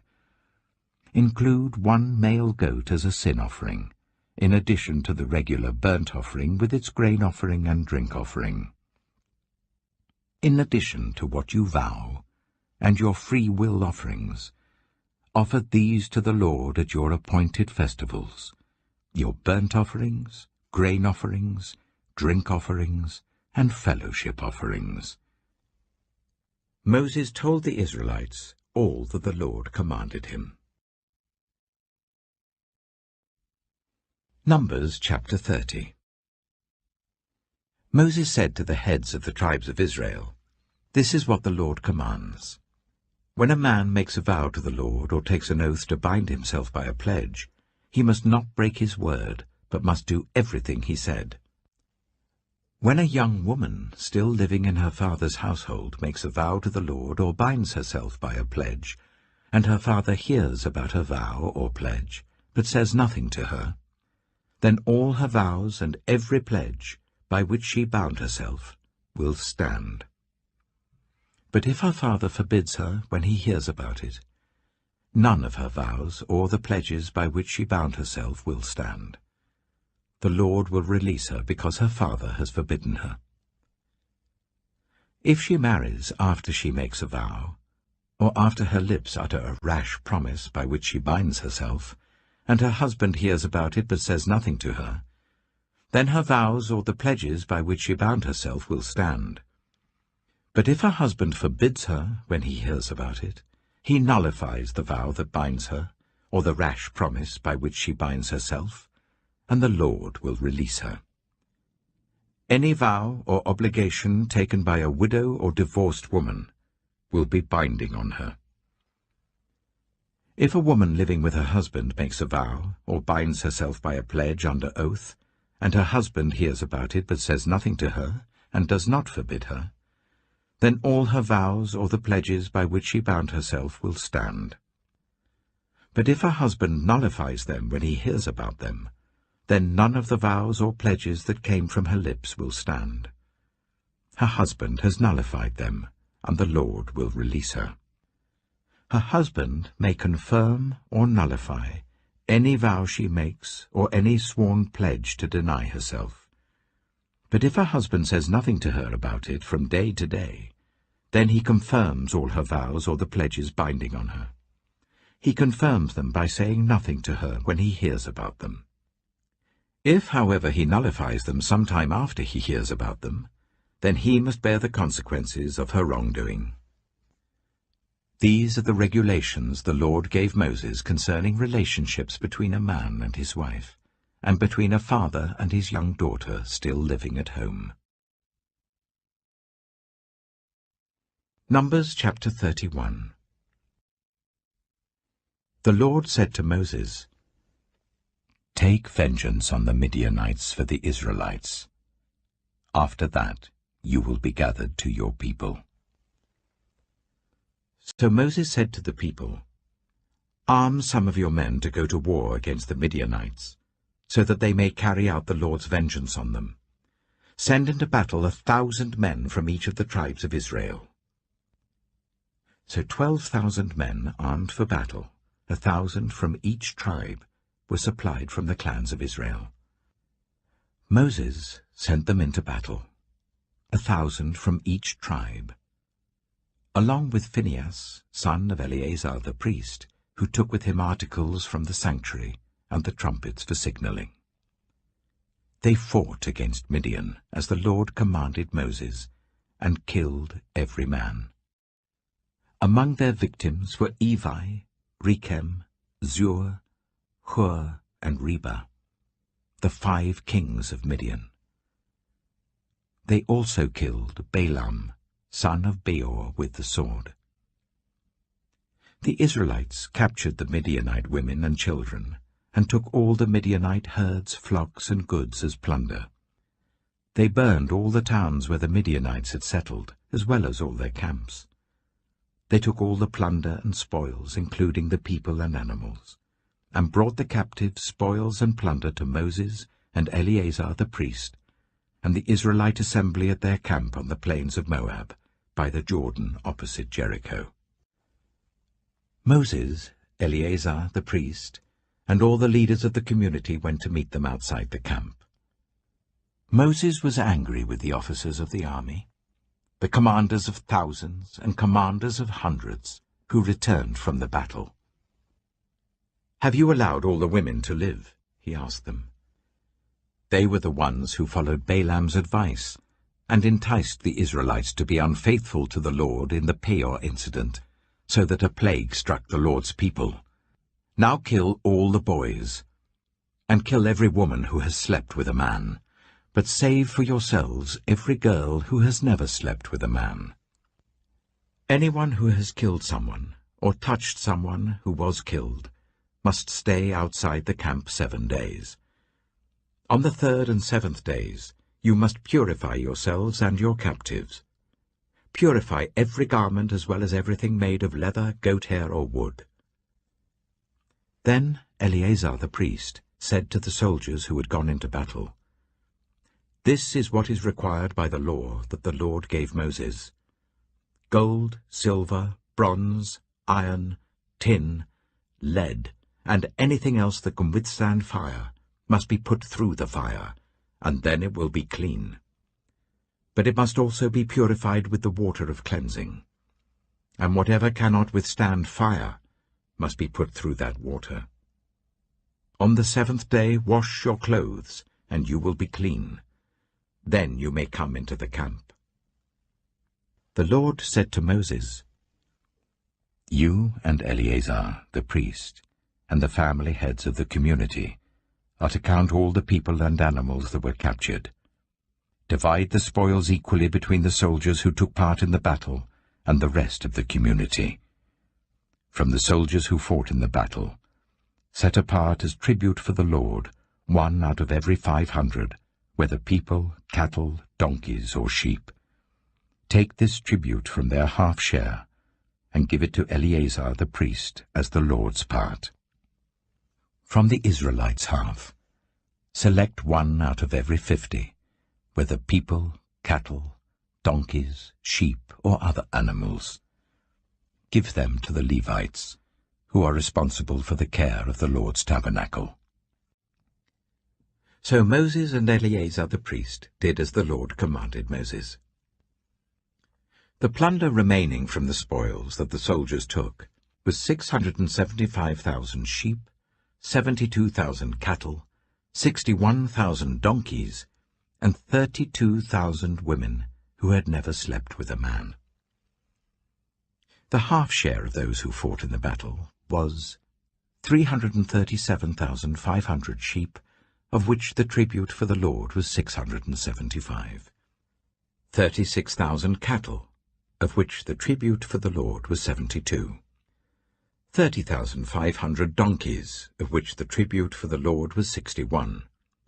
16,000 people, of whom the tribute for the Lord was 32. Moses gave the tribute to Eleazar the priest as the Lord's part, as the Lord commanded Moses. The half belonging to the Israelites, which Moses set apart from that of the fighting men, the community's half, was 337,500 sheep, 36,000 cattle, 30,500 donkeys, and 16,000 people. From the Israelites' half, Moses selected 1 out of every 50 people and animals, as the Lord commanded him, and gave them to the Levites, who were responsible for the care of the Lord's tabernacle. Then the officers who were over the units of the army, the commanders of thousands and commanders of hundreds, went to Moses and said to him, Your servants have counted the soldiers under our command, and not one is missing. So we have brought as an offering to the Lord the gold articles each of us acquired, armlets, bracelets, signet rings, earrings, and necklaces, to make atonement for ourselves before the Lord. Moses and Eleazar the priest accepted from them the gold, all the handcrafted articles. All the gold from the commanders of thousands and commanders of hundreds that Moses and Eleazar presented as a gift to the Lord weighed 16,750 shekels. Each soldier had taken plunder for himself. Moses and Eleazar the priest accepted the gold from the commanders of thousands and commanders of hundreds, and brought it into the tent of meeting as a memorial for the Israelites before the Lord. Numbers chapter 32. The Reubenites and Gadites, who had very large herds and flocks, saw that the lands of Jazer and Gilead were suitable for livestock. So they came to Moses and Eleazar the priest, and to the leaders of the community, and said, Ataroth, Dibon, Jazer, Nimrah, Heshbon, Elealeh, Sebam, Nebo, and Beon, the land the Lord subdued before the people of Israel, are suitable for livestock, and your servants have livestock. If we have found favor in your eyes, they said, let this land be given to your servants as our possession. Do not make us cross the Jordan. Moses said to the Gadites and Reubenites, Should your fellow Israelites go to war while you sit here? Why do you discourage the Israelites from crossing over into the land the Lord has given them? This is what your fathers did when I sent them from Kadesh-Barnea to look over the land. After they went up to the valley of Eshcol and viewed the land, they discouraged the Israelites from entering the land the Lord had given them.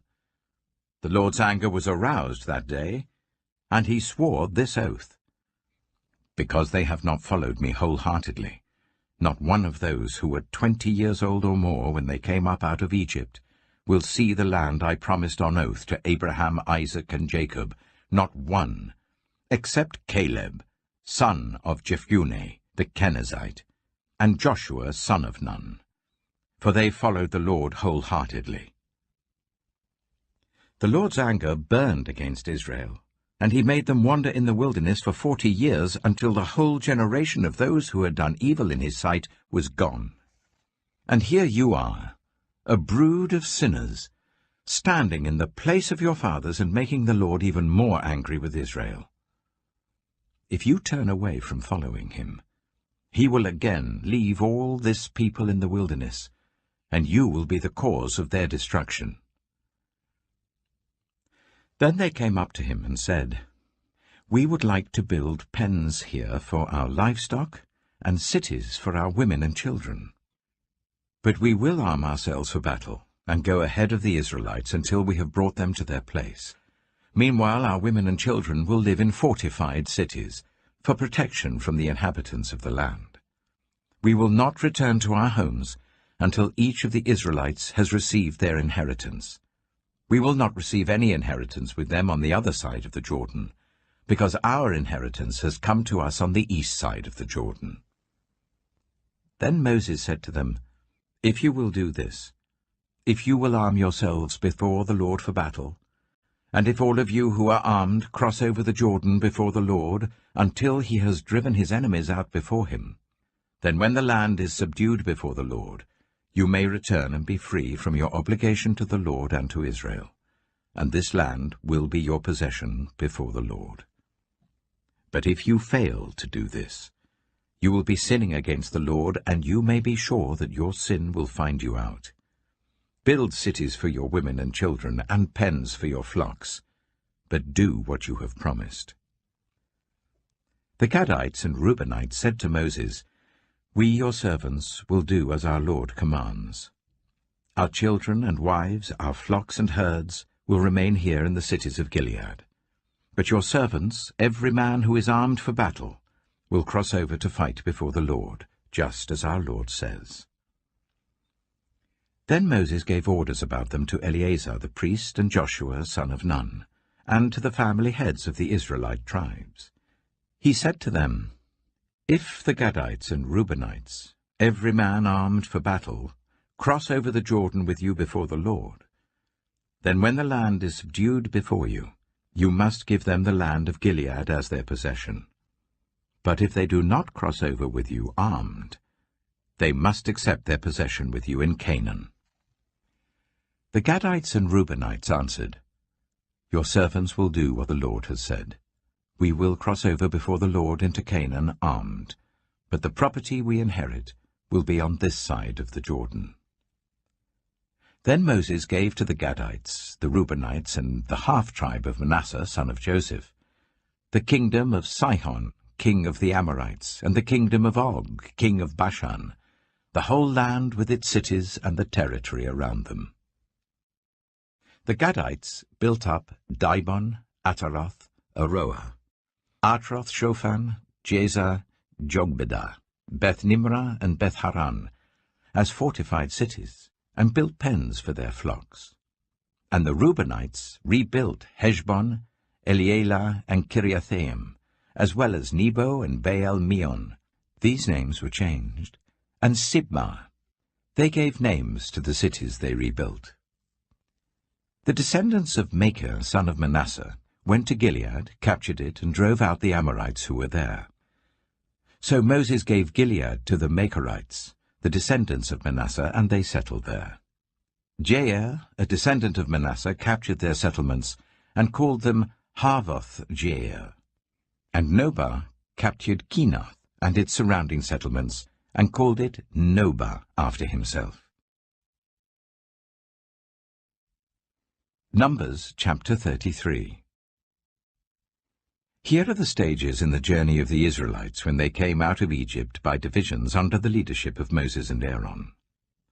At the Lord's command, Moses recorded the stages in their journey. This is their journey by stages. The Israelites set out from Ramesses on the 15th day of the first month, the day after the Passover. They marched out defiantly in full view of all the Egyptians, who were burying all their firstborn whom the Lord had struck down among them, for the Lord had brought judgment on their gods. The Israelites left Ramesses and camped at Succoth. They left Succoth and camped at Etham on the edge of the desert. They left Etham and turned back to Pi-hahiroth, to the east of Baal-zephon, and camped near Migdol. They left Pi-hahiroth and passed through the sea into the desert, and when they had travelled for 3 days in the desert of Etham, they camped at Marah. They left Marah and went to Elim, where there were 12 springs and 70 palm trees, and they camped there. They left Elim and camped by the Red Sea. They left the Red Sea and camped in the desert of Sin. They left the desert of Sin and camped at Dophkah. They left Dophkah and camped at Alush. They left Alush and camped at Rephidim, where there was no water for the people to drink. They left Rephidim and camped in the desert of Sinai. They left the desert of Sinai and camped at Kibroth Hattaavah. They left Kibroth Hattaavah and camped at Hazeroth. They left Hazeroth and camped at Rithmah. They left Rithmah and camped at Rimmon-Perez. They left Rimmon-Perez and camped at Libnah. They left Libnah and camped at Rissah. They left Rissah and camped at Kihaleath. They left Kihaleath and camped at Mount Shepher. They left Mount Shepher and camped at Haredah. They left Haredah and camped at Makheloth. They left Makheloth and camped at Teath. They left Teath and camped at Tirah. They left Tirah and camped at Mithkah. They left Mithkah and camped at Hashmonah. They left Hashmonah and camped at Moseroth. They left Moseroth and camped at Bene-Jaakan. They left Bene-Jaakan and camped at Hor-Hagidgad. They left Hor-Hagidgad and camped at Jothbathah. They left Jothbathah and camped at Abronah. They left Abronah and camped at Ezion-Geber. They left Ezion-Geber and camped at Kadesh in the desert of Zin. They left Kadesh and camped at Mount Hor on the border of Edom. At the Lord's command, Aaron the priest went up Mount Hor, where he died on the first day of the 5th month of the 40th year, after the Israelites came out of Egypt. Aaron was 123 years old when he died on Mount Hor. The Canaanite king of Arad, who lived in Negev of Canaan, heard that the Israelites were coming. They left Mount Hor and camped at Zalmonah. They left Zalmonah and camped at Punon. They left Punon and camped at Oboth. They left Oboth and camped at Laiabarim on the border of Moab. They left Laiabarim and camped at Dibon-Gad. They left Dibon-Gad and camped at Almon-Diblathaim. They left Almon-Diblathaim and camped in the mountains of Abarim near Nebo. They left the mountains of Abarim and camped on the plains of Moab by the Jordan opposite Jericho.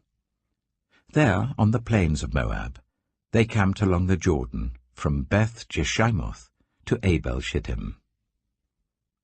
On the plains of Moab by the Jordan opposite Jericho, the Lord said to Moses, "Speak to the Israelites and say to them, when you cross the Jordan into Canaan, drive out all the inhabitants of the land before you. Destroy all their carved images and their cast idols, and demolish all their high places. Take possession of the land and settle in it, for I have given you the land to possess. Distribute the land by lot according to your clans. To a larger group give a larger inheritance, and to a smaller group a smaller one. Whatever falls to them by lot will be theirs. Distribute it according to your ancestral tribes. But if you do not drive out the inhabitants of the land, those you allow to remain will become barbs in your eyes and thorns in your sides. They will give you trouble in the land where you live, and then I will do to you what I plan to do to them." Numbers chapter 34. The Lord said to Moses, "Command the Israelites and say to them, when you enter Canaan, the land that will be allotted to you as an inheritance is to have these boundaries. Your southern side will include some of the desert of Zin along the border of Edom. Your southern boundary will start in the east from the southern end of the Dead Sea, cross south of Scorpion Pass, continue on to Zin, and go south of Kadesh Barnea. Then it will go to Hazar Adar and over to Asmon, where it will turn, join the Wadi of Egypt, and end at the Mediterranean Sea. Your western boundary will be the coast of the Mediterranean Sea. This will be your boundary on the west. For your northern boundary, run a line from the Mediterranean Sea to Mount Hor, and from Mount Hor to Lebo Hamath. Then the boundary will go to Zedad, continue to Ziphron, and end at Hazar Enan. This will be your boundary on the north. For your eastern boundary, run a line from Hazar Enan to Shepham. The boundary will go from Shepham to Riblah on the east side of Ain, and continue along the slopes east of the Sea of Galilee. Then the boundary will go down along the Jordan and end at the Dead Sea. This will be your land, with its boundaries on every side. Moses commanded the Israelites, "Assign this land by lot as an inheritance. The Lord has ordered that it be given to the 9½ tribes, because the families of the tribe of Reuben, the tribe of Gad, and the half-tribe of Manasseh have received their inheritance. These 2½ tribes have received their inheritance east of the Jordan opposite Jericho towards the sunrise." The Lord said to Moses, "These are the names of the men who are to assign the land for you as an inheritance: Eleazar the priest and Joshua, son of Nun. And appoint one leader from each tribe to help assign the land.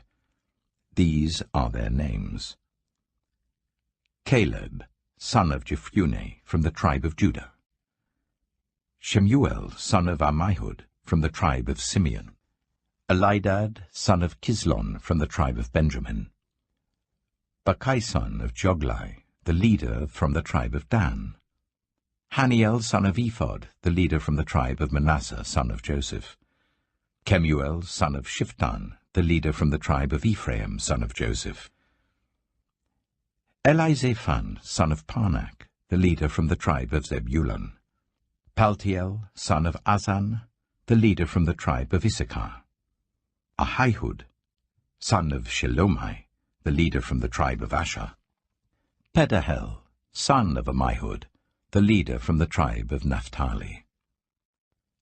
These are the men the Lord commanded to assign the inheritance to the Israelites in the land of Canaan. Numbers chapter 35.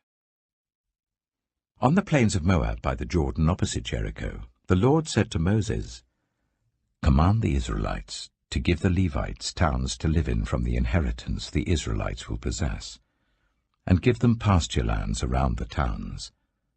Then they will have towns to live in and pasture lands for the cattle they own and all their other animals. The pasture lands around the towns that you give the Levites will extend 1,000 cubits from the town wall. Outside the town, measure 2,000 cubits on the east side, 2,000 on the south side, 2,000 on the west, and 2,000 on the north, with the town in the center. They will have this area as pasture land for the towns. 6 of the towns you give the Levites will be cities of refuge, to which a person who has killed someone may flee. In addition, give them 42 other towns. In all, you must give the Levites 48 towns, together with their pasture lands. The towns you give the Levites from the land the Israelites possess are to be given in proportion to the inheritance of each tribe.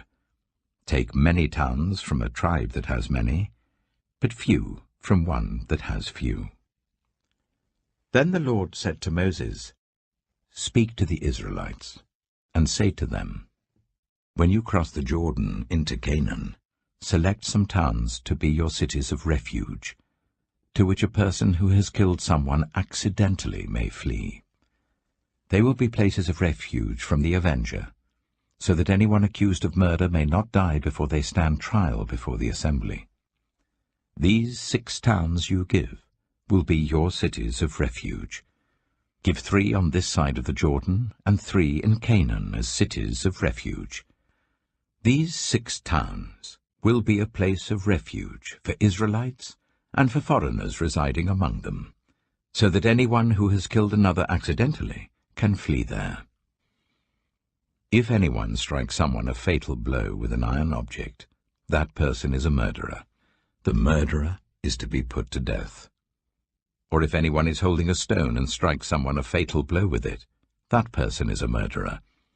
The murderer is to be put to death. Or if anyone is holding a wooden object and strikes someone a fatal blow with it, that person is a murderer. The murderer is to be put to death.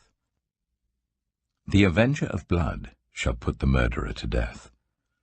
When the avenger comes upon the murderer, the avenger shall put the murderer to death. If anyone with malice aforethought pushes another, or throws something at them intentionally so that they die, or if out of enmity one person hits another with their fist so that the other dies, that person is to be put to death. That person is a murderer. The avenger of blood shall put the murderer to death when they meet. But if without enmity someone suddenly pushes another, or throws something at them unintentionally, or without seeing them drops on them a stone heavy enough to kill them and they die, then since that other person was not an enemy and no harm was intended, the assembly must judge between the accused and the avenger of blood according to these regulations. The assembly must protect the one accused of murder from the avenger of blood, and send the accused back to the city of refuge to which they fled. The accused must stay there until the death of the high priest, who was anointed with holy oil.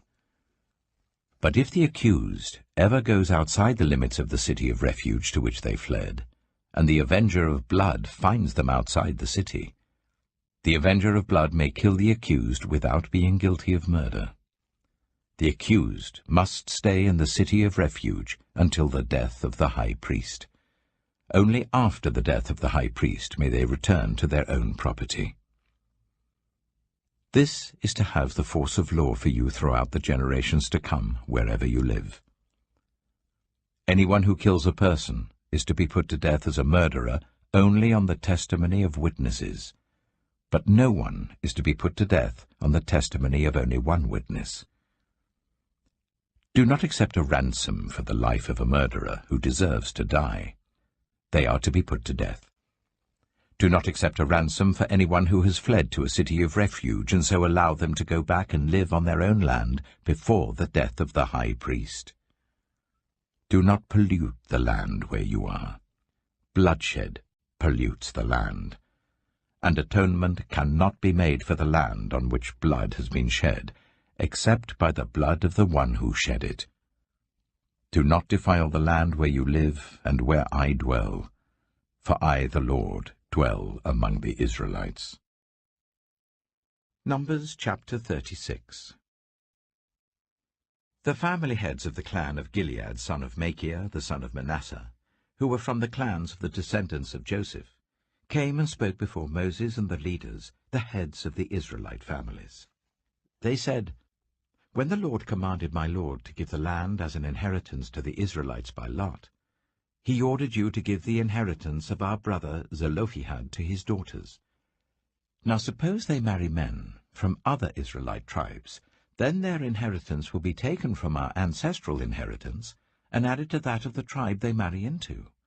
And so part of the inheritance allotted to us will be taken away. When the year of Jubilee for the Israelites comes, their inheritance will be added to that of the tribe into which they marry, and their property will be taken from the tribal inheritance of our ancestors."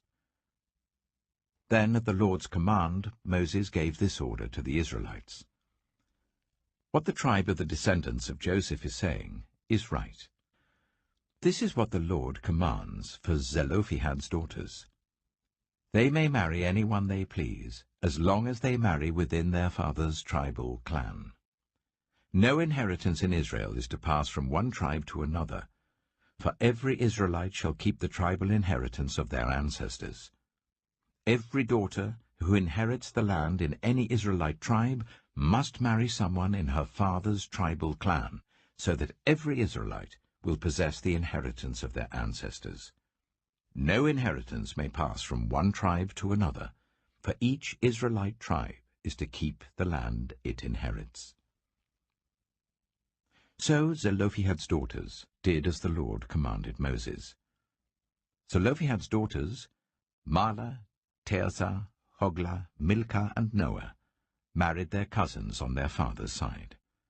They married within the clans of the descendants of Manasseh son of Joseph, and their inheritance remained in their father's tribe and clan.